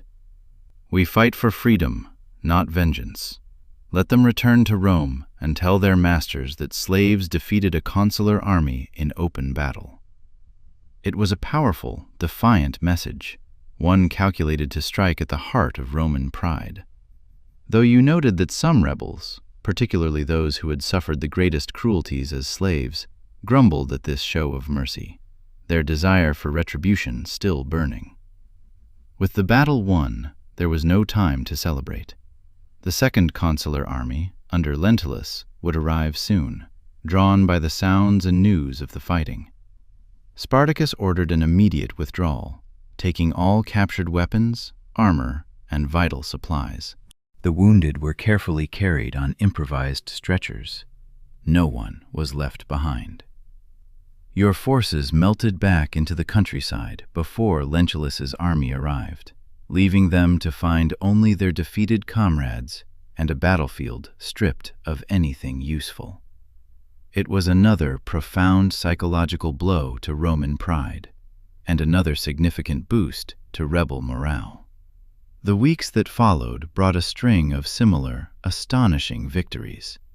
Your rebel army, now numbering nearly 30,000, moved through the Italian countryside almost at will, a terrifying, unstoppable force. More slaves joined your ranks daily, drawn by the intoxicating promise of freedom, and your reputation grew to legendary proportions. Romans began to fear traveling outside their heavily fortified cities. Grand estates were abandoned as their wealthy owners fled to urban centers for protection. For perhaps the first time in Roman history, slaves held the upper hand, inspiring dread in their former masters. During this period, your own role continued to evolve. Your skill with metal made you invaluable for maintaining the ever-growing arsenal of weapons. But you had also proven yourself in combat and, crucially, in leadership. Spartacus, recognizing your tactical sense and your ability to inspire loyalty, had given you command of a group of about 50 fighters, mostly fellow Thracians and Greeks with similar backgrounds to your own. One evening, as your band made camp after a successful raid on a Roman supply convoy, you found yourself sitting with Spartacus and other group leaders around a council fire. The discussion centered on an increasingly urgent question. What was the ultimate goal of your rebellion? "We can't defeat all of Rome," said a Gallic leader named Brennus, his brow furrowed with concern. "They have too many legions, too many resources. We should use our strength now to break out of Italy, cross the Alps, and return to our homelands." This suggestion received enthusiastic support from many, especially those from Gaul and the Germanic regions to the north. The idea of returning home, of seeing families and lands that many had thought lost forever, held a powerful, almost irresistible appeal. "No," countered a Syrian named Castus, his voice passionate. "We should move south instead, to Sicily. There have been successful slave revolts there before. The island is fertile, defensible, and we could build a new society there, free from Roman rule, a true haven." This too found supporters, particularly among those who had no homes to return to, or who came from distant eastern regions too far to practically reach on foot. Spartacus listened intently to all viewpoints, allowing each leader to voice their fears and hopes before finally offering his own. "Both paths have merit," he acknowledged, his gaze sweeping over the assembled leaders. "But first, we must secure our position here in Italy. Rome has been humiliated, but not defeated. They will send more legions against us. Their pride and their economic system demand it." He unrolled a crude map of the Italian peninsula, pointing to various locations. "Winter approaches. We need secure positions, food stores, and continued training. In the spring, we can decide whether to move north or south." The sheer practicality of this approach, born of cold, strategic logic, won general agreement. Your rebellion had succeeded beyond anyone's wildest hopes, but it remained fragile, a single major defeat away from undoing everything you had accomplished. As the council dispersed, you found yourself walking back to your group's campfire alongside Spartacus. The immense burden of leadership showed in the new, deep lines etched on his face, and the watchful caution that never quite left his eyes. "You fought well in the battle against Gellius," he said, breaking the comfortable, companionable silence between you. "Your group follows you willingly." "I try to lead as you do," you replied honestly. "By example rather than fear." He nodded approvingly, a rare, genuine smile gracing his lips. "That's the difference between us and Rome. They build with the whip and the cross. We must build with something stronger: respect, common purpose, the dignity that comes from choosing one's own path." His words articulated something you had felt, a nascent idea that had been forming in your own mind but couldn't quite express.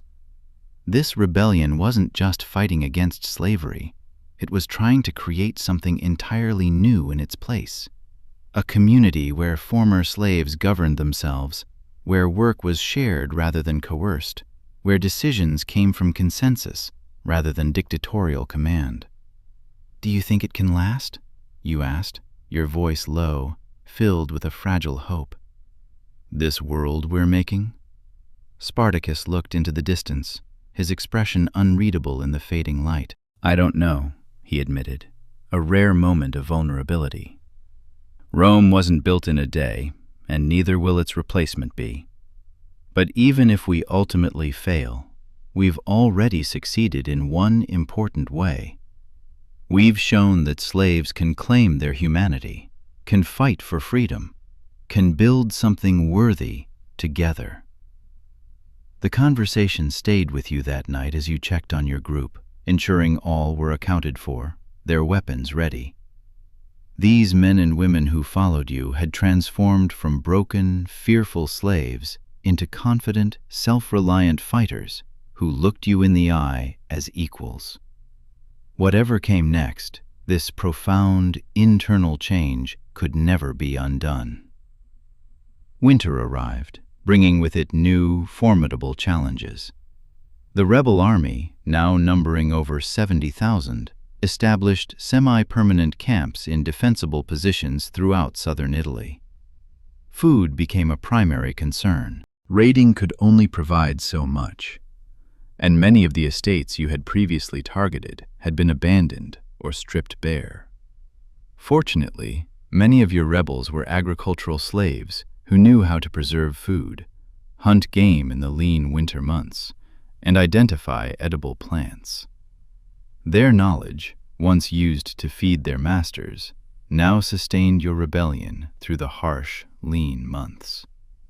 During this relative lull in fighting, training intensified. Former gladiators, their bodies honed for combat, taught fighting techniques to newer rebels, their patience sometimes strained, but always persistent. Captured Roman equipment was studied, reverse-engineered, and replicated when possible in makeshift forges. Tactics were practiced and refined.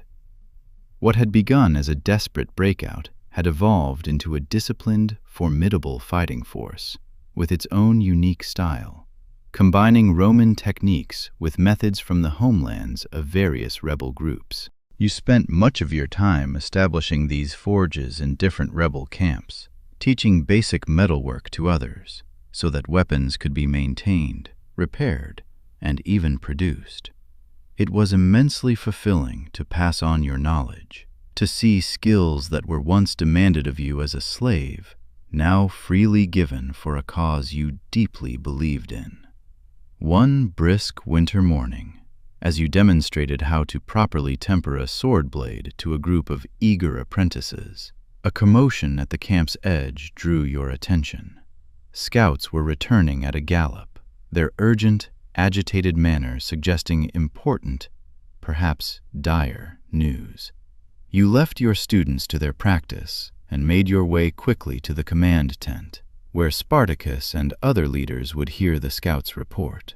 As one of the group commanders, you now had the right, the responsibility, to attend these crucial councils. The news was sobering, sending a chill through the tent despite the roaring fire. Rome, humiliated by successive defeats, had finally appointed Marcus Licinius Crassus, one of its wealthiest and most ambitious citizens, to end the slave rebellion once and for all. He had been granted extraordinary powers and virtually limitless resources. 8 full legions, approximately 40,000 trained soldiers, along with numerous auxiliary forces, a force of unprecedented scale. "Crassus is different from the commanders we've faced before," explained one of the scouts, a former household slave who could read and had managed to cultivate sources in Roman towns. "He's ruthless and calculating, and he's staking his entire political future on defeating us." Spartacus absorbed this information with characteristic calm, his face betraying no hint of fear. "We expected Rome to escalate," he said, his voice measured.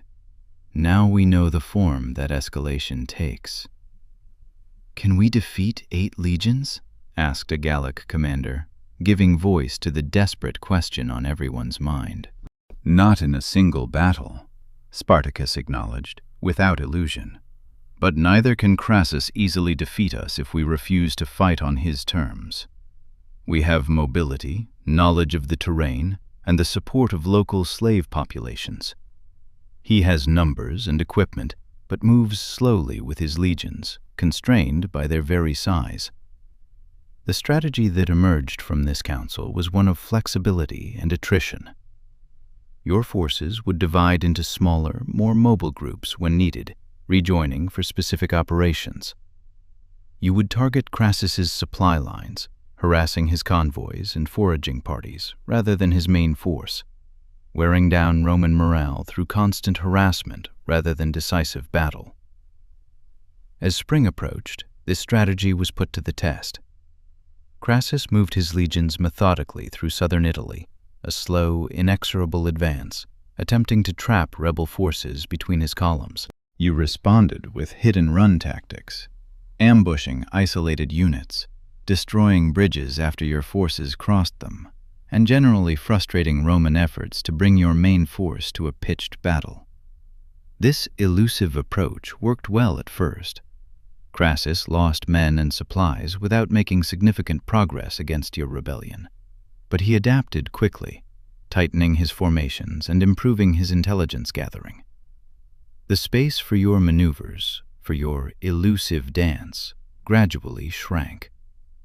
The situation came to a head when Crassus implemented a new, brutal strategy, building a massive line of fortifications, a wall and ditch, across the Brundisian Peninsula, effectively cutting off your southern escape routes. With the sea on 3 sides and Roman walls blocking the north, your army found itself increasingly confined, trapped on a shrinking piece of land. Spartacus called an emergency council, his face etched with grim concern. "We must break through Crassus's lines before they're completed," he said, pointing to the half-finished Roman fortifications on a crude map, his finger tracing a desperate escape route. "Once they seal the peninsula, we'll be trapped." The plan was straightforward, but incredibly dangerous. Concentrate your forces for a single, powerful assault on the weakest section of Crassus's line, punch through, and escape the closing trap. It was a direct approach, one that abandoned the hit-and-run tactics that had served you so well, but necessity left few alternatives. The night before the planned breakout, a tense, suffocating atmosphere permeated the rebel camp. Everyone understood what was at stake. If the assault failed, the rebellion might be contained and gradually crushed within the peninsula, its flame extinguished. You spent the evening checking weapons one last time, ensuring your fighters were prepared for tomorrow's brutal battle. Among your group, you noticed a mix of fierce determination and a palpable fear. These men and women had tasted freedom and fought bravely, but they knew tomorrow brought their greatest test yet. A young woman named Ilara, who had joined your group after being freed from a wealthy Roman's household, approached you, concern clouding her beautiful eyes. "The Romans say that captured rebels will be crucified," she said quietly, her voice barely a whisper. "Is it true?" You considered lying, offering a comforting falsehood, but you decided that honesty was what she deserved in this dire moment. "Yes, Ilara, that's likely. Crassus needs to make an example, to discourage other slaves from joining rebellions." She nodded, absorbing this grim reality, her gaze hardening. "Then we cannot be captured," she said with simple, absolute finality. "No," you agreed, meeting her gaze. "We fight for freedom, or we die trying. There's no middle path now." Dawn broke, cold and clear, on the day of the assault. Your combined rebel forces, nearly 40,000 strong, had moved into position overnight, concealed in woods near the Roman fortifications. Across open ground, you could see Roman soldiers working on the walls, unaware of the impending, desperate attack. Spartacus himself walked among the assembled rebels, a figure of immense strength, offering final words of encouragement. When he reached your section, he clasped your arm in a warrior's grip, his eyes burning with resolve. "Your group takes the right flank," he said, his voice low but clear. "Hit them hard and keep moving. Don't get bogged down in prolonged fighting. The goal is to break through, not to defeat every Roman we see." You nodded, understanding the strategy. This wasn't about winning a battle, not in the traditional sense, but about escaping a deadly trap. The attack began with a coordinated, thunderous rush from the tree line. Thousands of rebels charged across the open ground toward the surprised Romans. Construction workers dropped their tools and fled in terror, while soldiers scrambled, yelling, to form defensive positions along the half-finished walls. Your group hit the Roman right flank as planned, overwhelming the hastily formed resistance through sheer numbers and momentum.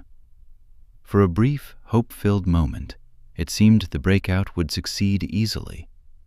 Then, Roman reserves arrived, fresh troops, disciplined and battle-hardened, held back in anticipation of just such an attack.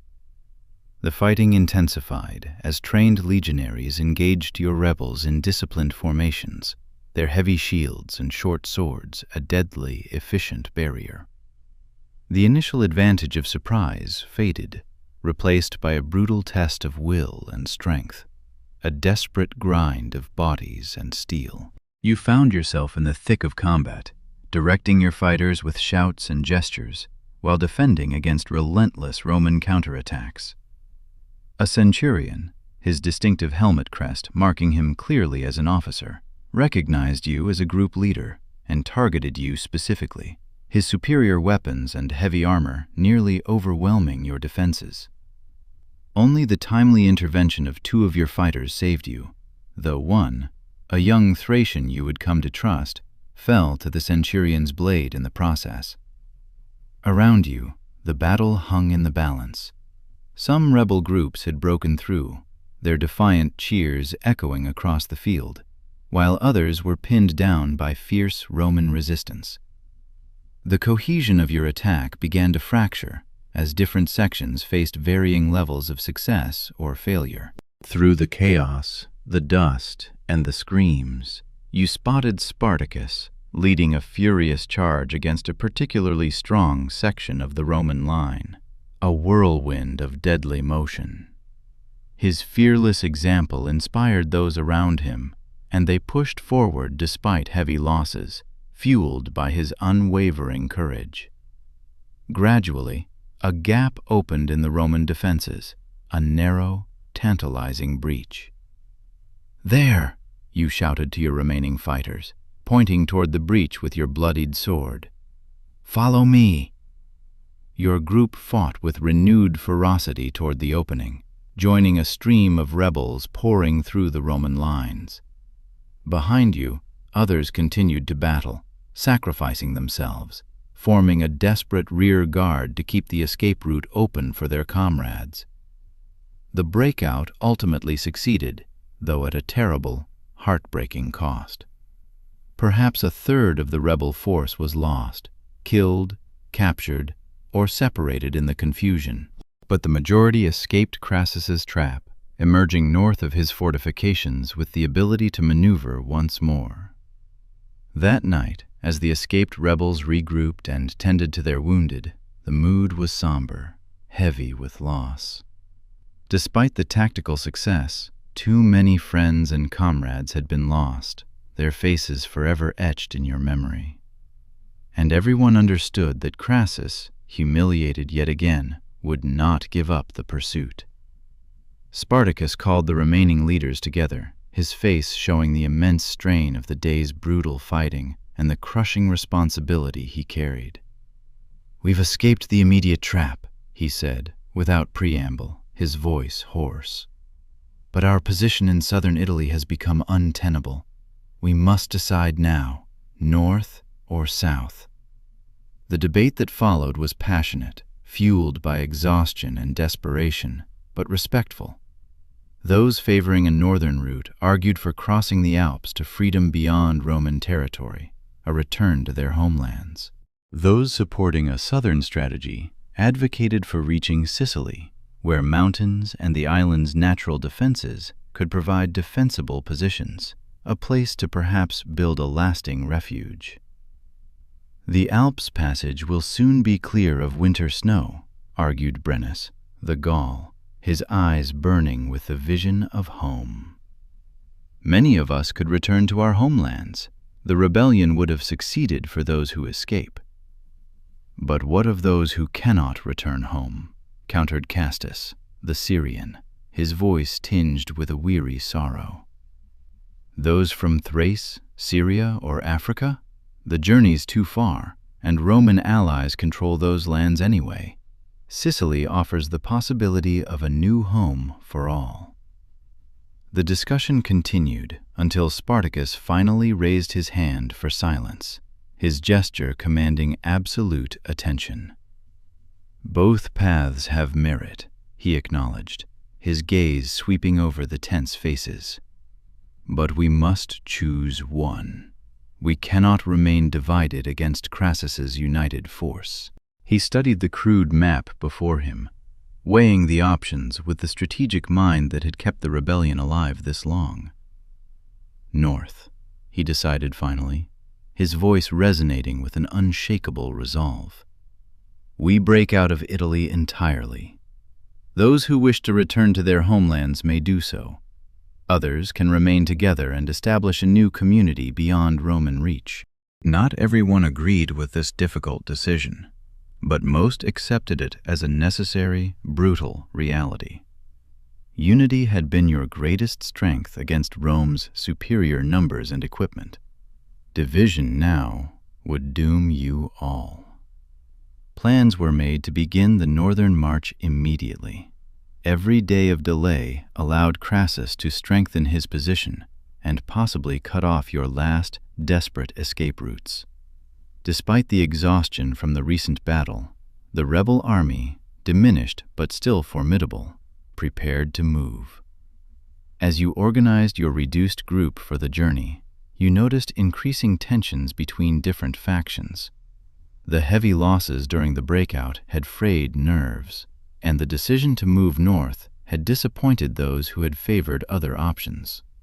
What was once a remarkably unified rebellion now showed signs of fragmenting under immense pressure. Diona, the Greek kitchen slave, who had become one of your most trusted fighters, expressed these concerns as you packed supplies, her voice low and worried. People are talking of splitting up, she said quietly, her gaze troubled. Some of the Gauls want to move faster, break away from the main group to reach the Alps sooner. Others think Spartacus is making a mistake and still want to try for Sicily. This news troubled you deeply. Division would weaken us all, you replied.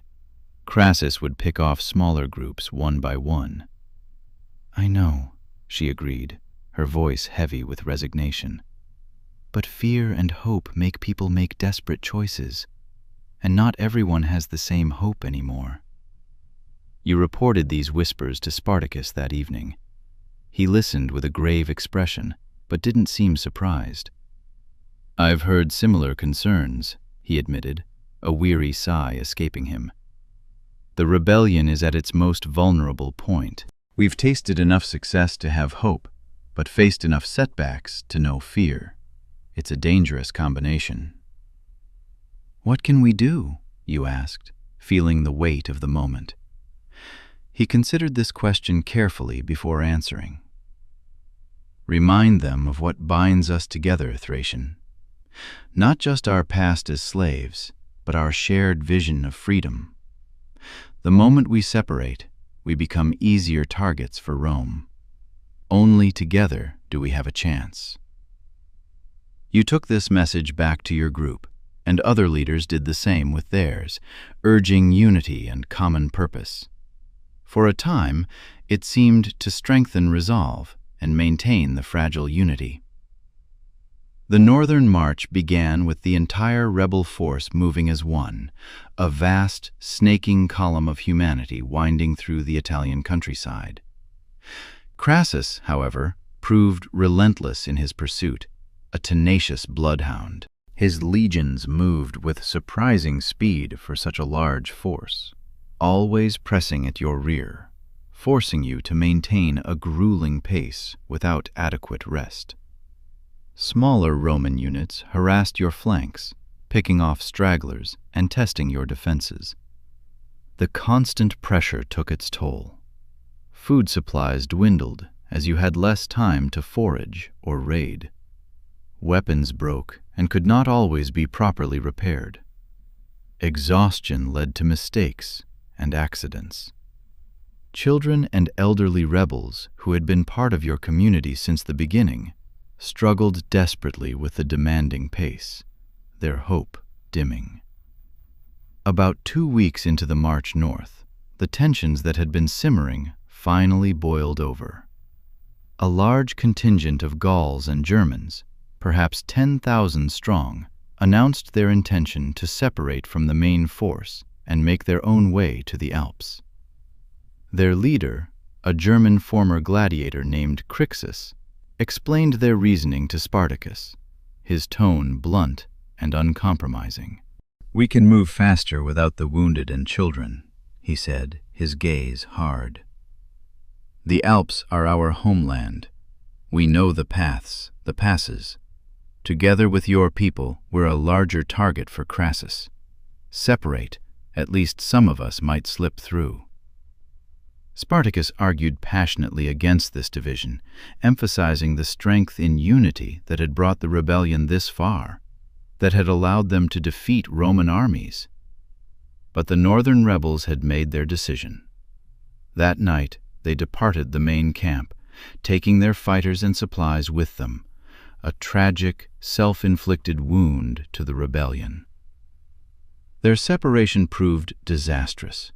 Within days, scouts brought horrifying news. Crassus had swiftly divided his forces, sending his lieutenant, Gnaeus Pompeius Rufus, to intercept the breakaway group. Caught on open ground, without the full strength of the combined rebel army, the Gauls and Germans were surrounded and annihilated. Few, if any, escaped the brutal Roman slaughter. This news sent a wave of profound grief and paralyzing fear through your remaining forces. Not only had you lost valuable fighters and friends, but the devastating defeat starkly demonstrated what happened to rebels who faced Roman legions without adequate strength, without unity. Spartacus gathered everyone for a somber address, his face etched with a deep, personal sorrow. "We mourn our fallen comrades," he began, his voice carrying across the hushed, grief-stricken crowd. "They fought bravely for freedom, as we all have. Their choice to separate was their right. We are not Romans to command others against their will." He paused, letting his next words carry their full, chilling weight. "But their fate shows what we have always known. Our strength lies in unity. Together we have defeated Roman armies that should have crushed us easily. Divided, we fall, one by one." The devastating loss of the northern rebels forced a desperate reconsideration of your strategy. With your reduced numbers, continuing north seemed increasingly risky, if not suicidal. Scouts reported that another Roman general, Pompey, was moving down from the north with his legions, effectively blocking that escape route, while Lucullus had landed in Brundisium with a third army, closing off the eastern coast. The trap was closing from multiple directions, a vast, inescapable net, and your options narrowed by the day, dwindling to almost nothing. In this desperate, seemingly hopeless moment, Spartacus proposed a bold, insane plan. "If we cannot go north or south," he declared, his voice resolute amidst the stunned silence, "we go where they least expect, toward Rome itself." The suggestion created a stir, a horrified gasp among the gathered leaders. Attack Rome? The very heart of the empire that had enslaved you? It seemed like absolute madness. Not to conquer it, Spartacus clarified, seeing their shocked, disbelieving reactions. We lacked the numbers and equipment for that, but to threaten it, to bring the fear they've cast over us back to their doorstep. While they worry about protecting the capital, we can find another path to freedom. It was a psychological strategy as much as a military one, using Rome's political concerns against it. The Senate would never allow rebel slaves to even approach the sacred city, not even if your force couldn't actually take it. The sheer insult, the monumental audacity, would force them to recall troops, redirect resources, creating openings elsewhere. The plan carried enormous, almost unimaginable risk, but it also offered a final, desperate chance to escape the closing Roman noose. With few, if any, alternatives, the rebel leadership, their faces grim but determined, agreed to this desperate gambit. Your diminished but still formidable force, perhaps 30,000 strong, changed direction, moving northwest toward Rome itself, a terrifying phantom army on the march. The sudden, unexpected shift caught Crassus by surprise, forcing him to adjust his own meticulous plans and giving you precious time to gain ground. As you marched, your scouts brought reports of panic spreading through Roman territories ahead of you. Wealthy citizens fled with their valuables, their faces pale with terror.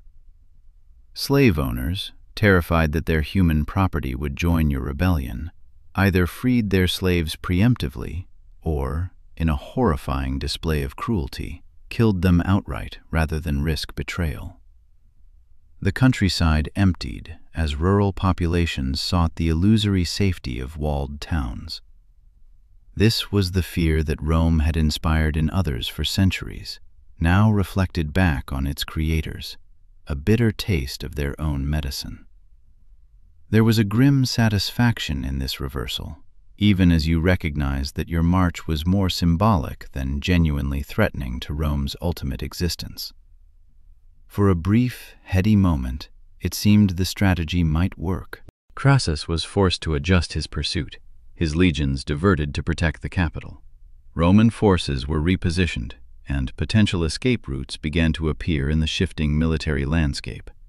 Then disaster struck. Your scouts, who had previously reported the way ahead relatively clear, returned with alarming, desperate news. 2 fresh legions under the command of Pompey had arrived from the north, positioning themselves decisively between your forces and Rome, blocking your path. Simultaneously, Crassus had recovered from his initial surprise and was closing rapidly from behind. The trap Spartacus had sought to avoid had materialized anyway, more complete, more inescapable than before. Your rebel army found itself caught between 2 powerful Roman forces, with agonizingly limited options for escape. That night, the rebel council met in an atmosphere of grim, weary determination. The situation was dire, perhaps hopeless, but surrender wasn't even considered. Everyone knew what fate awaited captured rebels: crucifixion along the Appian Way, their agonizing deaths a horrifying public warning to other slaves who might consider rebellion. "We have one chance," Spartacus said, his voice low but clear, studying the crude map illuminated by flickering lamplight. "We cannot defeat both armies, but perhaps we can break through one before they fully coordinate their movements." The plan that formed was to concentrate all remaining strength against Crassus's force, attempting to shatter his lines and escape before Pompey could respond. It was similar to the breakout from the southern peninsula, but with even higher stakes and against far more formidable opposition. As the council dispersed to prepare their groups for tomorrow's battle, Spartacus asked you to remain behind. When you were alone, the silence of the tent heavy with unspoken dread, he spoke with an uncharacteristic hesitation, his gaze distant. "Tomorrow will likely be our final battle," he said quietly, his voice heavy with the weight of prophecy. "Not all of us will survive, Perhaps none of us. You nodded, your throat tight, having already accepted this stark reality deep within your soul. We've known this might be the outcome since we first escaped the ludus. Yes, he agreed, meeting your eyes, a profound sadness in his own. But knowing doesn't make the choice easier. He met your eyes directly, his gaze unwavering. If I fall tomorrow, Thracian, someone must carry on the spirit of what we've built, even if the rebellion itself is defeated. You understood what he was asking. Not for you to take command necessarily, not to lead a hopeless last stand, but to survive, if possible. To ensure that the story of the rebellion, its true meaning, lived on. To ensure that future generations of slaves might know that freedom was possible, that resistance was not futile, even in defeat. I'll do what I can, you promised, though your voice caught. Though I'd rather fight at your side to the end. Spartacus clasped your shoulder firmly, a gesture of deep camaraderie. As would I.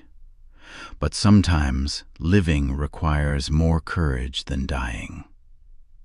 He reached into his tunic and handed you a small object, a simple, unadorned iron ring, cool and heavy in your palm. I had this made from the first collar I broke. Keep it. If you survive, remember what we fought for. The gesture moved you deeply, bringing a sudden, unexpected sting to your eyes. This small circle of metal, forged from a broken slave collar, represented everything the rebellion had stood for, the transformation of tools of oppression into powerful symbols of freedom. You spent the night checking weapons one final time, speaking with your fighters, your voice calm and steady. No grand, rousing speeches were needed. Everyone understood what tomorrow brought. Instead, you shared quiet conversations about homes left behind, about dreams of freedom, about the fragile, precious community you had built together, despite Rome's relentless efforts to keep you isolated and broken. Dawn arrived with a pale, anemic light that did little to warm the brisk spring air.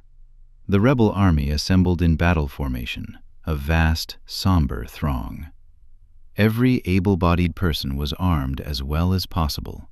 Even the wounded who could stand took positions, preferring to die fighting rather than await capture.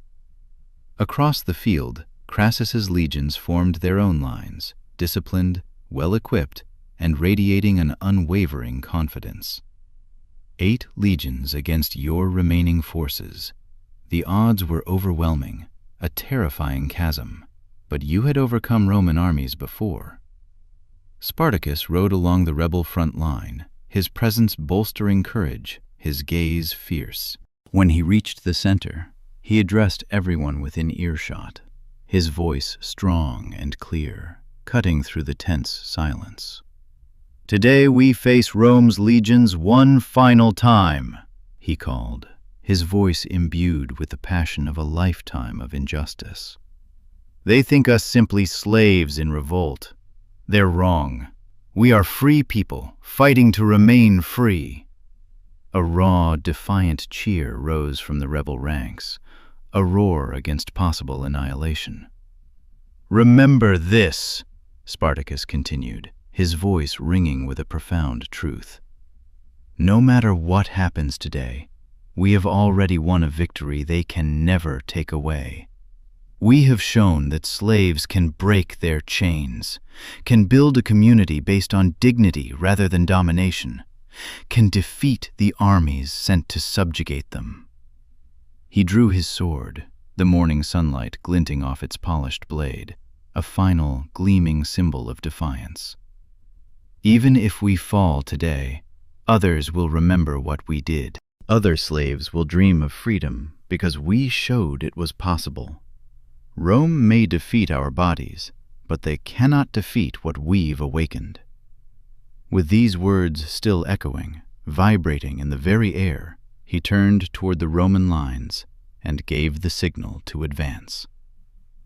The final battle of the Great Slave Rebellion began, a surge of humanity moving across the field toward an uncertain fate. You led your group forward, moving at a steady, determined pace alongside thousands of your comrades. For better or worse, your long, arduous journey from slave to rebel fighter would reach its conclusion today, beneath the Italian sun, on a battlefield that history would remember long after you were gone. The clash of armies echoed across the plain as rebel and Roman forces collided, a desperate, brutal tangle of bodies, weapons, and raw determination. The disciplined Roman formations, so formidable, began to fragment under the sheer ferocity of your attack. Slaves fighting not just for victory, but for survival itself, for every stolen breath. Your group drove forward into a unit of Roman auxiliaries, fighting with the coordination developed over months of training and combat, a testament to Spartacus's leadership. The good news was that the initial momentum carried you through the first Roman line, pushing deep into their ranks. The bad news was that Crassus had prepared his forces in depth, with fresh troops, disciplined and unwearied, ready to replace those who fell, a seemingly endless tide of red cloaks. Through gaps in the chaotic combat, you caught glimpses of other parts of the battlefield. Some rebel groups were making progress, punching holes in the Roman lines, their war cries ringing out. Others were being pushed back, overwhelmed by superior numbers and equipment, their desperation turning to despair. The outcome hung in a precarious balance, with neither side clearly prevailing. Then you saw him, Spartacus, a whirlwind of motion and steel, fighting at the very center of the rebel line, pressing relentlessly forward toward Crassus himself. His goal was clear, audacious. If he could kill or capture the Roman commander, the legions might falter long enough for your forces to break through, for a desperate escape to be possible. Roman officers, recognizing this immense threat, concentrated their elite troops against Spartacus and his immediate followers. The fighting there intensified, becoming the terrifying focal point of the entire battle. You tried to push your group in that direction, hoping to reinforce Spartacus, to lend your small strength to his desperate thrust. But a fresh century of Roman soldiers, their faces grim and determined, blocked your path. The centurion, his helmet crest marking him clearly as an officer, pointed at you specifically and shouted orders to his men. Your reputation as a rebel leader had apparently made you a target. What followed was the most intense, brutal fighting you had experienced yet. The Romans attacked with discipline and skill, their training evident in every practiced movement. Your fighters responded with the desperate courage of those who knew defeat meant death, or, worse, re-enslavement and crucifixion. A Roman javelin grazed your shoulder, drawing a line of fire and blood, but not disabling you. You countered by ducking under a sword thrust and driving your own blade into a legionary's unprotected side. Another Roman immediately took his place. Crassus's legions seemed endless, an inexhaustible supply of disciplined killers, while your numbers dwindled with each fallen rebel, each desperate cry. For what felt like hours, but was likely only minutes, the fighting continued, with neither side gaining a clear advantage. Your arms grew heavy, your breathing labored, each gasp for air a searing pain in your chest. But stopping meant death. Around you, both rebels and Romans fell, the ground becoming treacherous with blood and bodies.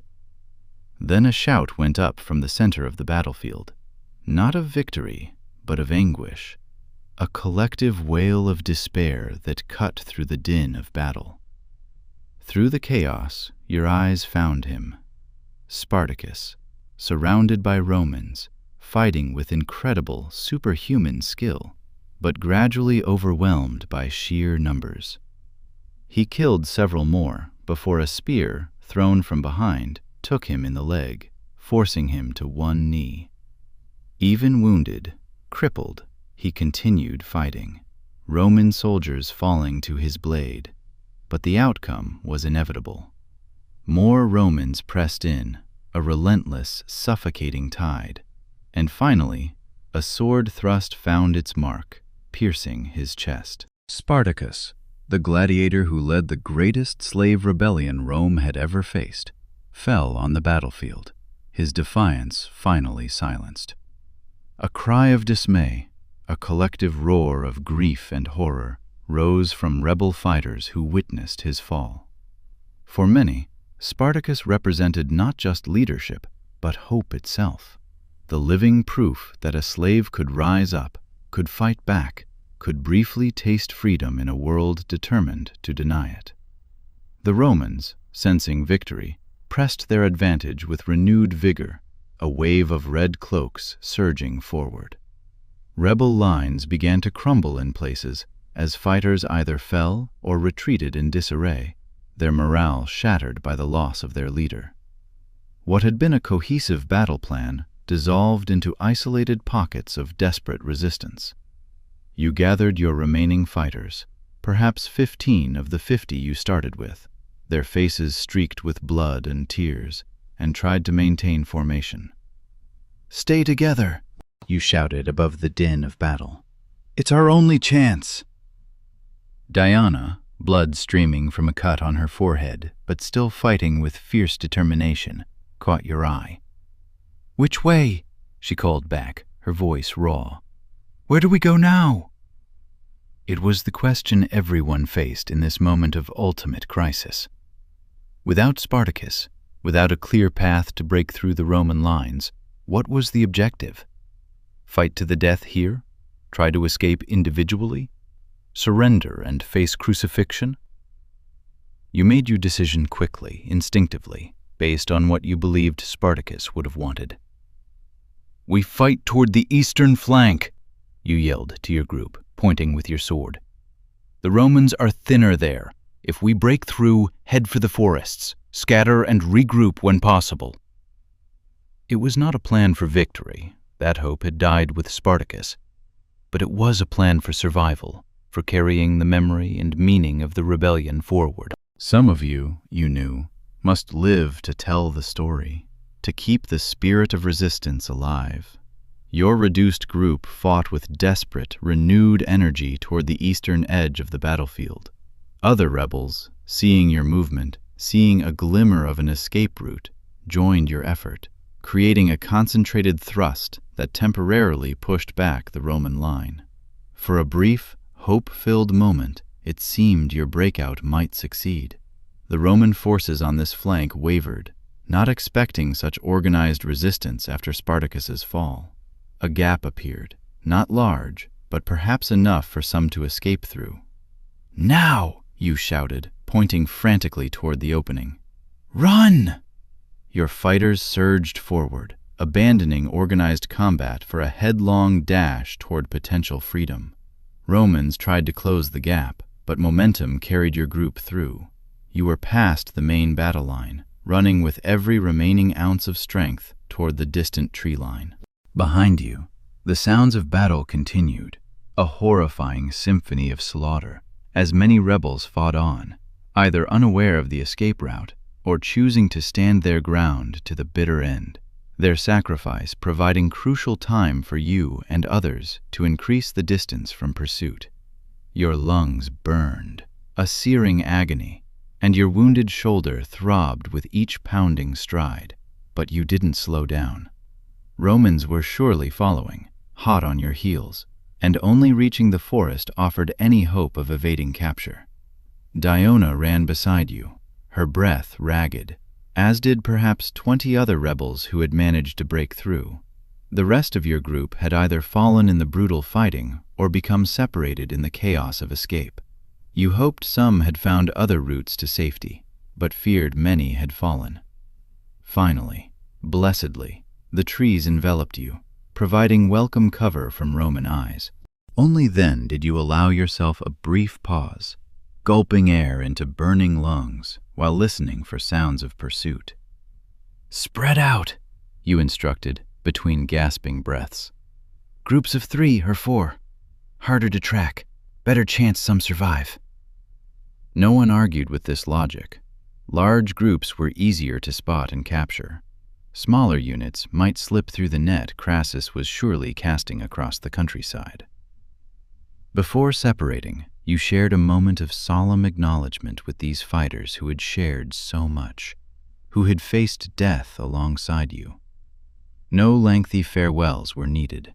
The bond forged through your shared struggle spoke for itself. "Remember what we fought for," you told them, echoing Spartacus's words, your voice hoarse but firm. "If you survive, carry the truth of it with you. We were not simply rebels. We were people, reclaiming our humanity." With these parting words, your band dispersed into the forest, each small group choosing different directions in hopes that some, at least, might evade the relentless Roman hunters.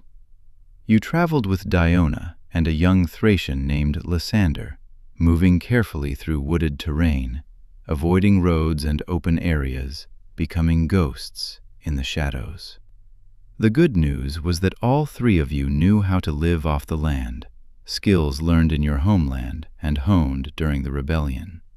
The bad news was that Crassus was unlikely to abandon the pursuit, while rebel leaders, particularly those from Spartacus's inner circle, remained free. Your fears proved well-founded. By nightfall, the distant horizon glowed with the orange light of hundreds of torches. Roman search parties were methodically combing the countryside, a vast, terrifying dragnet for escaped rebels. "They're using a cordon strategy," Lysander observed grimly, his face pale in the faint moonlight, tightening a circle of soldiers around the entire area. "They did this in Thrace after uprisings." You nodded, recognizing the merciless tactic. "We need to move at night, hide during the day," you instructed between breaths, your mind racing. "Find a way through their lines before they close completely." The next days became a dangerous, exhausting game of cat and mouse. You traveled only in darkness, using the stars for navigation, heading generally east toward the coast, your ultimate goal. During daylight, you hid in thickets, caves, or abandoned buildings, always alert for Roman patrols, always listening. Occasionally, you glimpsed other rebels, desperate, fleeting figures, attempting similar escapes. Some you recognized from your time together. Others were strangers who had joined the rebellion later. You avoided contact when possible. Larger groups left more obvious signs of passage, but sometimes exchanged whispered information about Roman movements when paths briefly crossed. Food became increasingly scarce as you moved through areas already picked clean by either rebels or Romans. Water, at least, was plentiful from streams and springs, but hunger gradually weakened your small group, sapping your strength and resolve. On the 4th night after the battle, disaster struck. Moving through a supposedly empty farmstead, a place that seemed abandoned, you triggered a hidden trap, a tripwire set by Romans specifically for escaping rebels. A hidden sentry, his voice sharp with triumph, raised the alarm, and suddenly, torches flared around you as soldiers emerged from concealed positions, their gladii glinting. "Run!" you shouted to Diona and Lysander, drawing your sword to buy them precious moments, to give them a chance. "Split up! Remember what we promised!" The Romans, recognizing you as the apparent leader from the reward posters, focused their attack on you, allowing your companions to slip away in different directions into the darkness. You fought briefly, desperately, disabling 2 soldiers before making your own escape, melting into the dense undergrowth behind the farmstead. Behind you, shouts and the sounds of pursuit faded, as you used every evasion technique learned during the rebellion, every trick you knew to disappear. By dawn, you would put significant distance between yourself and the Roman patrol, but at a cost. You were alone now, separated from Diona and Lysander, with no way to know if they had escaped or were captured.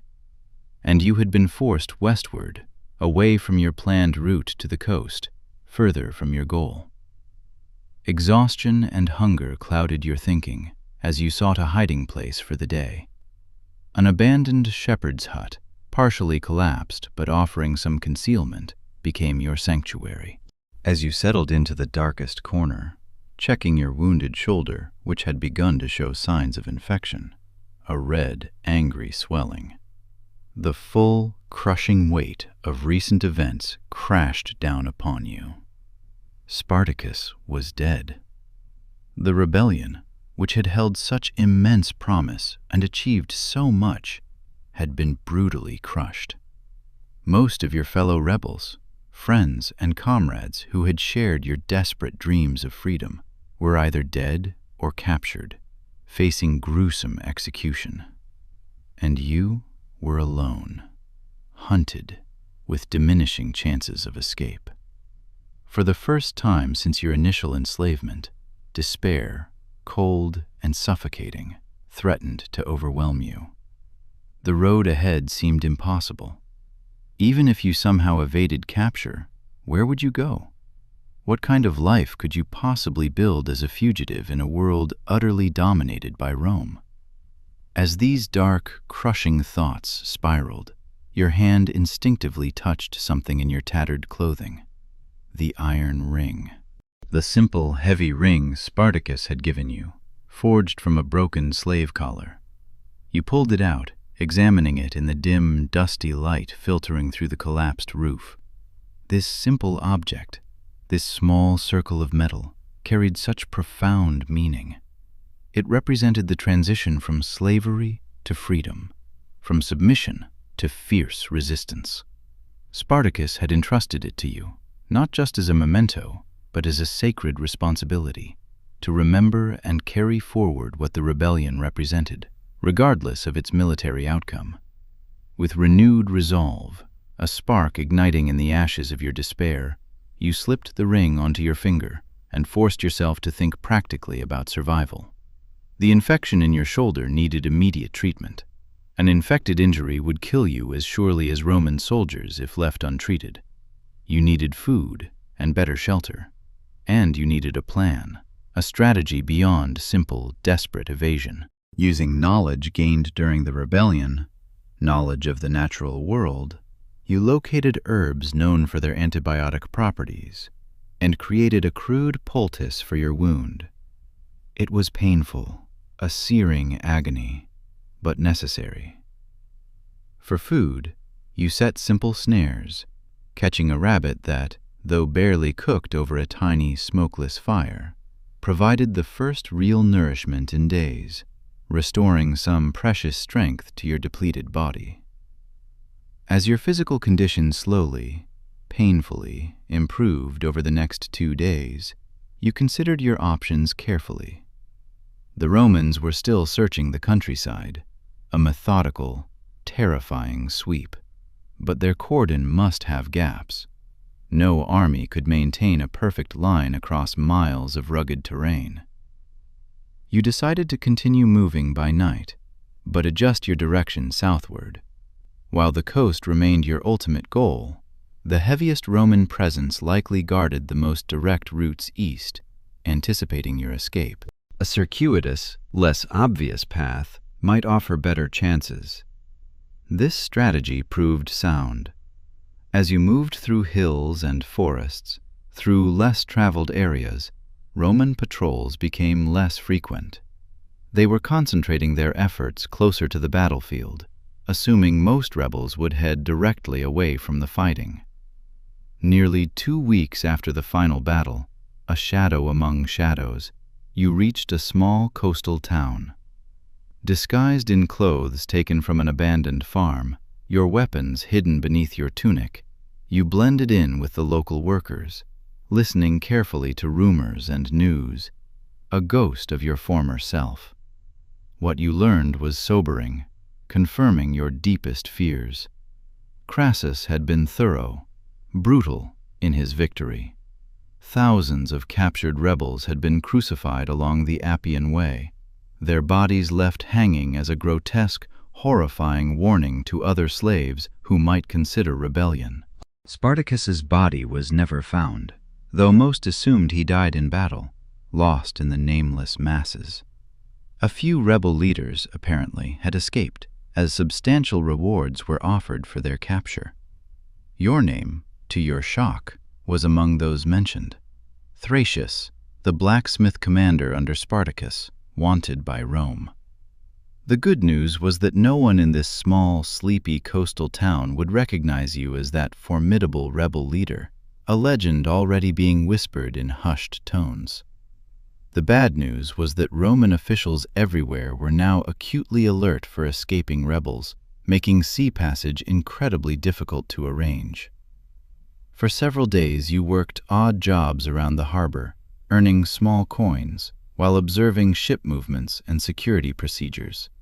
Maritime trade connected the entire Mediterranean world, and vessels continuously arrived from and departed to distant ports: Alexandria, Athens, Carthage, and beyond. If you could secure passage on one of these ships, escape from Roman territory, from Rome's crushing shadow, might finally become possible. Fortune, surprisingly, finally favored you. A merchant vessel from Syria, its hull scarred by countless journeys, docked for repairs and resupply. Unlike Roman ships, foreign merchants were less concerned with political matters and more interested in practical skills and profit. When you demonstrated your profound knowledge of metalwork by helping the crew repair a broken anchor chain, the ship's grizzled captain took notice. "You know your way around a forge," he commented, watching you work, his eyes keen and assessing. "Not common among dock laborers." "I was a blacksmith before." You hesitated, careful not to reveal too much. "Before circumstances changed." The captain, a weathered man named Adad, with the distinctive accent of the Eastern Mediterranean, studied you thoughtfully. "We lost our ship's metalworker to fever in Neapolis," he said, his gaze piercing. "There's work for someone with your skills, if you're looking to travel." It was the opportunity you had been waiting for, a lifeline, though caution was still necessary. "Where does your ship sail to next?" you asked, keeping your voice even. "Antioch, then perhaps Alexandria, depending on trade conditions," Adad replied, his eyes still on yours. "Far from Roman concerns, if that's what worries you." His perceptiveness was unsettling, but not surprising. A merchant captain survived by reading people and situations accurately, and in these days following the slave rebellion, many were fleeing Roman reprisals for various, complex reasons. "I can pay my passage with work," you offered, avoiding a direct confirmation of his suspicion. Adad nodded, a flicker of understanding in his eyes. "Be at the ship before dawn tomorrow. We sail with the morning tide. No questions about your past, but I expect honest work and loyalty while you're aboard." That night, as you prepared for departure, gathering your few meager possessions, you reflected on the extraordinary, tumultuous journey that had brought you to this moment. From Thracian freeman to Roman slave, to rebel fighter, and now a fugitive seeking distant, unknown shores. Your life had transformed repeatedly, irrevocably, in ways you could never have imagined. The rebellion had failed in its immediate military objectives. Spartacus was dead, most rebels had been killed or recaptured, and the Roman slave system continued, uninterrupted, seemingly unshakable. But something, you realized, had changed nevertheless. The rebellion had been a profound demonstration that slaves could organize, could fight back, could create a community based on mutual respect rather than ownership and fear. This knowledge, this truth, could never be fully erased, despite Rome's brutal repression. It would live in whispered stories among the enslaved, in cautious policies by slave owners suddenly aware of their vulnerability, in the enduring memory of those few, like yourself, who survived to carry the truth forward. Before dawn, a shadowy figure, you boarded the Syrian vessel with your few possessions, including the iron ring that symbolized everything you had experienced. As the ship raised anchor, the heavy chain rattling, and caught the morning breeze, the Italian coastline gradually receded into the distance. With it went the immediate, suffocating threat of Roman capture, though you understood that Rome's vast influence extended throughout the known world. True safety, you knew, might never be fully achieved. Standing at the rail, watching Italy disappear into the shimmering distance, a profound sense of loss mingling with a nascent hope, you considered what lay ahead. Perhaps you would practice your blacksmith trade in the bustling eastern cities. Perhaps you would find others who had escaped the rebellion and together build a new community, a new haven. Perhaps you would eventually find a way to continue fighting against slavery, in different forms, in different lands. Whatever path you chose, you carried with you the indelible experience of having been both a slave and truly free. You understood, in ways few others could, both the crushing, dehumanizing weight of bondage and the exhilarating, terrifying responsibility of liberty. This knowledge, this lived truth, was perhaps the most valuable, enduring thing to emerge from the tragedy and triumph of Spartacus's rebellion. As open water surrounded the ship and a new chapter of your life began, you touched the iron ring once more, its cool metal a tangible reminder. It reminded you that though chains could bind the body, crush the flesh, the human spirit retained an unbreakable capacity for resistance, for dignity, for freedom, even against seemingly impossible odds. And that, you knew, was a legacy worth preserving, worth carrying forward into whatever future awaited. The Mediterranean sun warmed your face as you turned from Italy toward the eastern horizon. Behind you lay the defeat of the rebellion, a landscape of sacrifice and sorrow. Before you lay uncertainty, but also possibility, the boundless expanse of a new, unknown life. And within you lived the memory of what was accomplished, however briefly, a community of the formerly enslaved who chose their own path, who fought for their humanity, who showed that another way of living was possible. In that memory, in that enduring truth, lay the true victory of Spartacus's rebellion, one that even mighty Rome, with all its legions and all its cruelty, could never fully erase.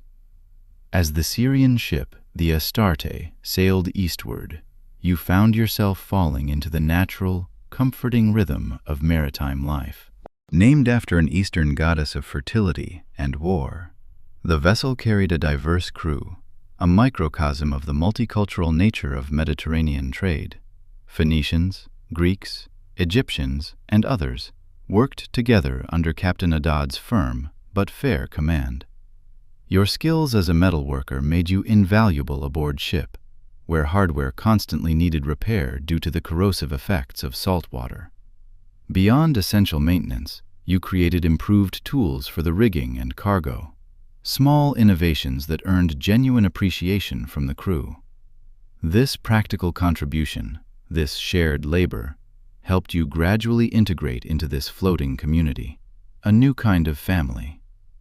Several weeks into the voyage, after stops at various ports for trade and resupply, the ship docked at Alexandria in Egypt. This famous city, founded by Alexander the Great and renowned throughout the known world for its towering lighthouse and its legendary library, represented a vibrant center of learning and commerce, distinct from Rome's pervasive military emphasis. Captain Adad, pleased with your diligent work during the journey, offered you continuing employment. We sail regularly between Alexandria, Antioch, and other eastern ports, he explained, his eyes twinkling. There's a place for you, Thracian, if you want it. The offer was tempting. Life at sea would keep you mobile, make it harder for any lingering Roman authorities to track you. But something about Alexandria, its buzzing energy and intellectual atmosphere, called to you. Perhaps it was the city's reputation for knowledge and philosophical inquiry, a stark contrast to the brutal ignorance of slavery, or simply the opportunity to finally put down roots after so much upheaval, to build something lasting. I think I'll stay here for a while, you told him, a newfound resolve in your voice. But I'm grateful for the passage and the opportunity. Adad nodded understandingly, a knowing look on his face. If you change your mind, ask for me at the harbor master's office. Ships always need good metal workers. With this parting, you stepped into the bustling, vibrant streets of Alexandria, a free person in a city where Romans certainly had influence, but not direct absolute control. Egypt, though increasingly under Roman sway, remained nominally independent under its Ptolemaic rulers, still retaining a veneer of its ancient glory. It offered more safety, more anonymity than anywhere in Italy could possibly provide. Alexandria's famous library drew scholars and thinkers from throughout the known world, creating an atmosphere of intellectual exchange and lively debate rarely found elsewhere. Although you were no scholar in the traditional sense, you found yourself drawn to the public lectures and discussions held in the shadow of these academic institutions. Your mind, long dulled by the monotony of slavery, now eager to absorb new ideas. It was during one such gathering, a debate on the nature of justice, that you met Apollodorus, an elderly Greek philosopher whose keen eyes and thoughtful demeanor captivated you. He took a gentle interest in your surprisingly insightful questions. Learning that you were a metal worker seeking employment, he generously introduced you to contacts who helped you establish a modest workshop near the harbor. As your metalworking business slowly grew, providing basic repairs for ships and fulfilling local needs, Apollodorus became a regular visitor. Your conversations, initially guarded, ranged widely, from practical matters of the city to profound philosophical questions about freedom, governance, and human nature. Eventually, inevitably, he asked about the iron ring you always wore on your finger. Clearly not decorative, but seemingly imbued with deep personal significance. After months in Alexandria, with some distance from the immediate trauma and searing grief of the rebellion, you decided to trust him with a version of your story. I was part of Spartacus's rebellion, you admitted quietly, watching carefully for his reaction, for any sign of fear or judgment. This ring was made from a slave collar. It reminds me of what we fought for, what was possible for a brief time. Apollodorus absorbed this astonishing information with the measured consideration of a trained philosopher, his expression thoughtful. I've heard accounts of that rebellion, he said, his voice soft. Most written by Romans, of course, portraying it simply as dangerous, criminal activity. But I've often wondered what those who participated might say about their true motivations and experiences. His genuine interest, his complete lack of judgment, encouraged you to share more details, not tactical information that might endanger others if repeated, but the profound human aspects of the rebellion. You described how slaves from diverse backgrounds, speaking different languages, formed a community based on mutual respect rather than hierarchy. a family forged in defiance.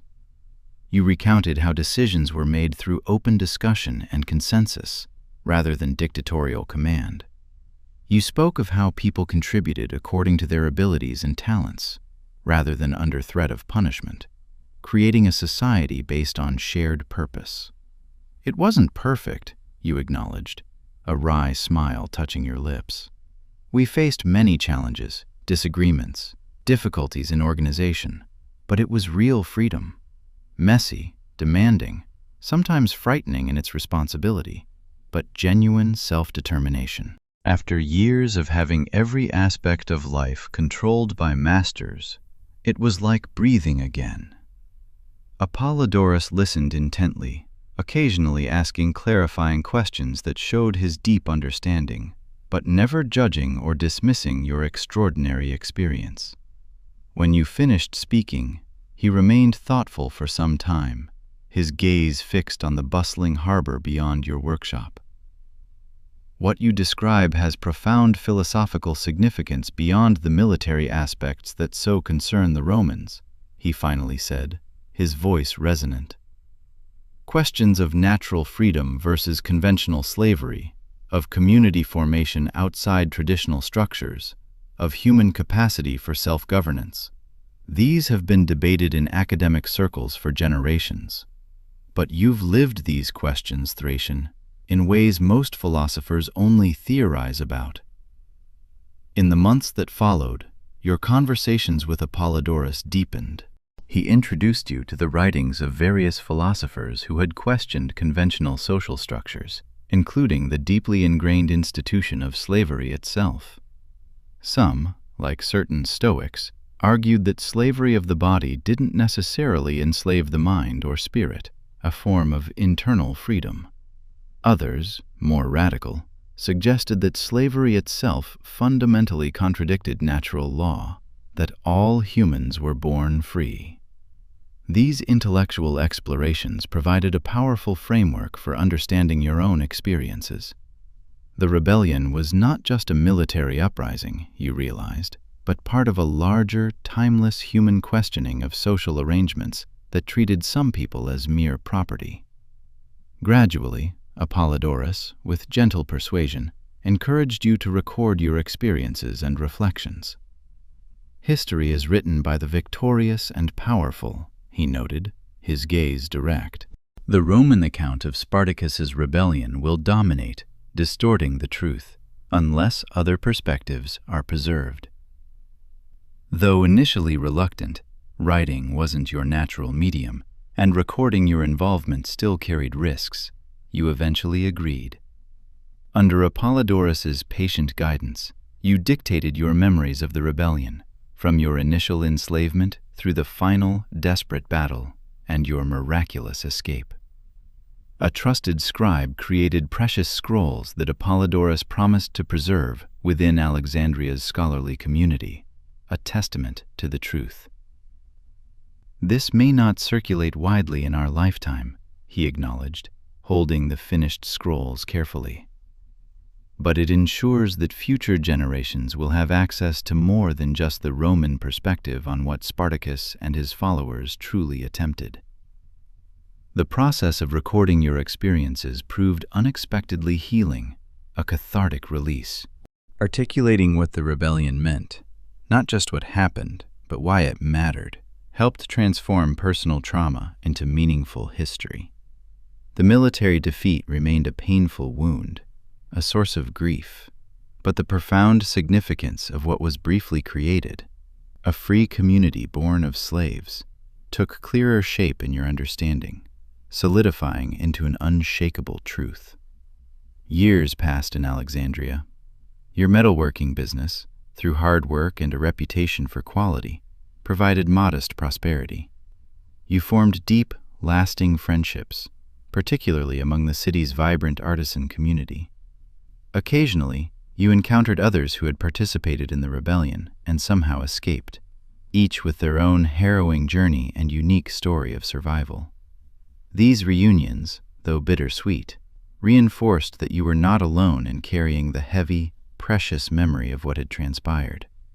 News from Rome filtered through trade networks and travelers' accounts. Crassus, as expected, leveraged his victory over Spartacus to enhance his political position, eventually forming the first triumvirate with Pompey and Julius Caesar, figures who would dramatically reshape the Roman world.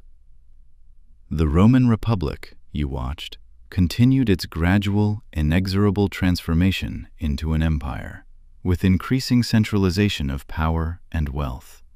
More personally relevant, you learned that the brutal suppression of Spartacus's rebellion, the sheer terror it had unleashed, paradoxically led to minor reforms in slave treatment within Roman territories. Some of the most extreme practices were now discouraged, if not officially prohibited. It was far from the freedom you fought for, but it represented a tacit acknowledgement that treating humans as mere property, as instrumentum vocale, invited resistance, invited terror. One evening, nearly a decade after arriving in Alexandria, you hosted a small gathering at your humble home to mark the anniversary of the final battle. Present were 3 others who had fought in the rebellion and somehow escaped. A Gallic woman who had stowed away on a grain ship, a Syrian man who had bribed his way onto a merchant vessel similar to your own escape route, and most surprisingly, Diona, the Greek woman, separated from you during that desperate flight through the forest. Your reunion with Diona years earlier had brought both immense joy and a flood of painful memories. After escaping the Romans that night, she had eventually made her way to Athens, then Alexandria, surviving through sheer determination and remarkable adaptability. Like you, she had built a new life while carrying the indelible experience of the rebellion within her, a silent flame of defiance.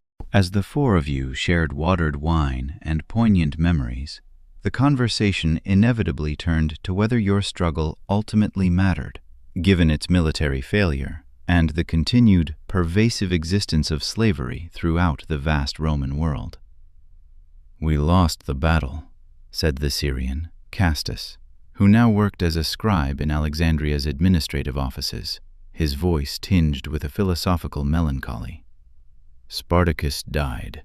Most of our comrades were crucified, and slavery continues. What did we really accomplish?" Diona, now a respected healer in Alexandria's vibrant Greek quarter, responded thoughtfully, her eyes wise with experience. "We showed what was possible. For nearly 2 years, thousands of people from different lands, speaking different languages, lived together as equals. We governed ourselves without masters, made decisions collectively, distributed resources fairly. That community existed, Thracian, and knowing it was possible changes something fundamental.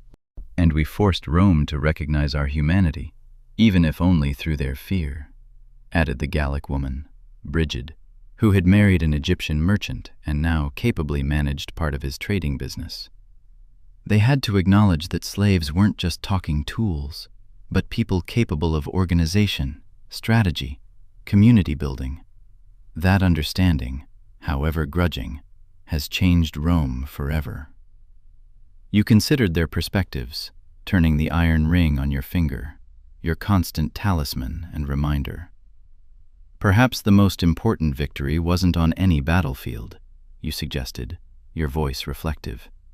It was in the transformation of how we saw ourselves and each other. We entered the rebellion as broken people, defined by our enslavement. We became something more, people capable of freedom in its fullest sense, with all its responsibilities and possibilities. This anniversary gathering became an annual tradition among the rebel survivors in Alexandria. Never large, perhaps a dozen participants at most, as more escaped rebels found their way to the city. These commemorations served to preserve the memory and meaning of what you had experienced together, a living testament to a truth Rome sought to bury. As decades passed, you watched Alexandria and the wider Mediterranean world transform. Rome's influence grew, inexorable and all-encompassing. The Republic officially became an empire under Augustus, and new philosophical and religious movements, like Christianity, emerged across the region. Through it all, you maintained your small metalwork business, eventually training apprentices to continue the craft as age limited your own physical capabilities. Apollodorus passed away, a loss that grieved you deeply, but not before ensuring that your account of the rebellion was carefully preserved within academic circles, a hidden seed of truth. Occasionally, scholars, driven by curiosity, would seek you out, eager to hear your first-hand experience of an event that had already become semi-mythological in popular understanding. In your 7th decade, long after most who fought alongside Spartacus had gone to their graves, a promising young scholar named Plutarch visited Alexandria from Greece, researching material for his renowned biographical works. He specifically sought information about Spartacus, hoping to find perspectives beyond the biased Roman accounts. Despite your advanced age, your mind remained sharp, your memories clear, vivid. You shared with Plutarch not just facts about battles and movements, but profound insights into Spartacus as a leader and the unique community you had collectively built. He wasn't seeking to become a king or ruler, you explained to the attentive young biographer, your voice raspy with age but firm with conviction. He could have claimed such power easily, given his skills and the unwavering loyalty he commanded. But he consistently worked to build consensus, to encourage others to think and decide for themselves, to create something new rather than merely invert the existing power structure. He truly wanted a world where no one was master and no one was slave. Plutarch took careful notes, occasionally asking clarifying questions that revealed his scholar's keen attention to detail. Most Roman accounts portray him simply as a dangerous rebel, or, at best, a formidable military opponent, he observed, tapping his stylus thoughtfully. Few mention these aspects of his leadership or vision. History is written by the victors, you replied, echoing Apollodorus's words from decades earlier, a truth you had come to understand intimately. Rome couldn't acknowledge that slaves might create a functioning society based on principles other than domination, without utterly undermining their entire social order. That truth was too dangerous for them. As Plutarch prepared to leave, scrolls filled with your testimony carefully rolled. He thanked you for providing perspectives entirely absent from official accounts.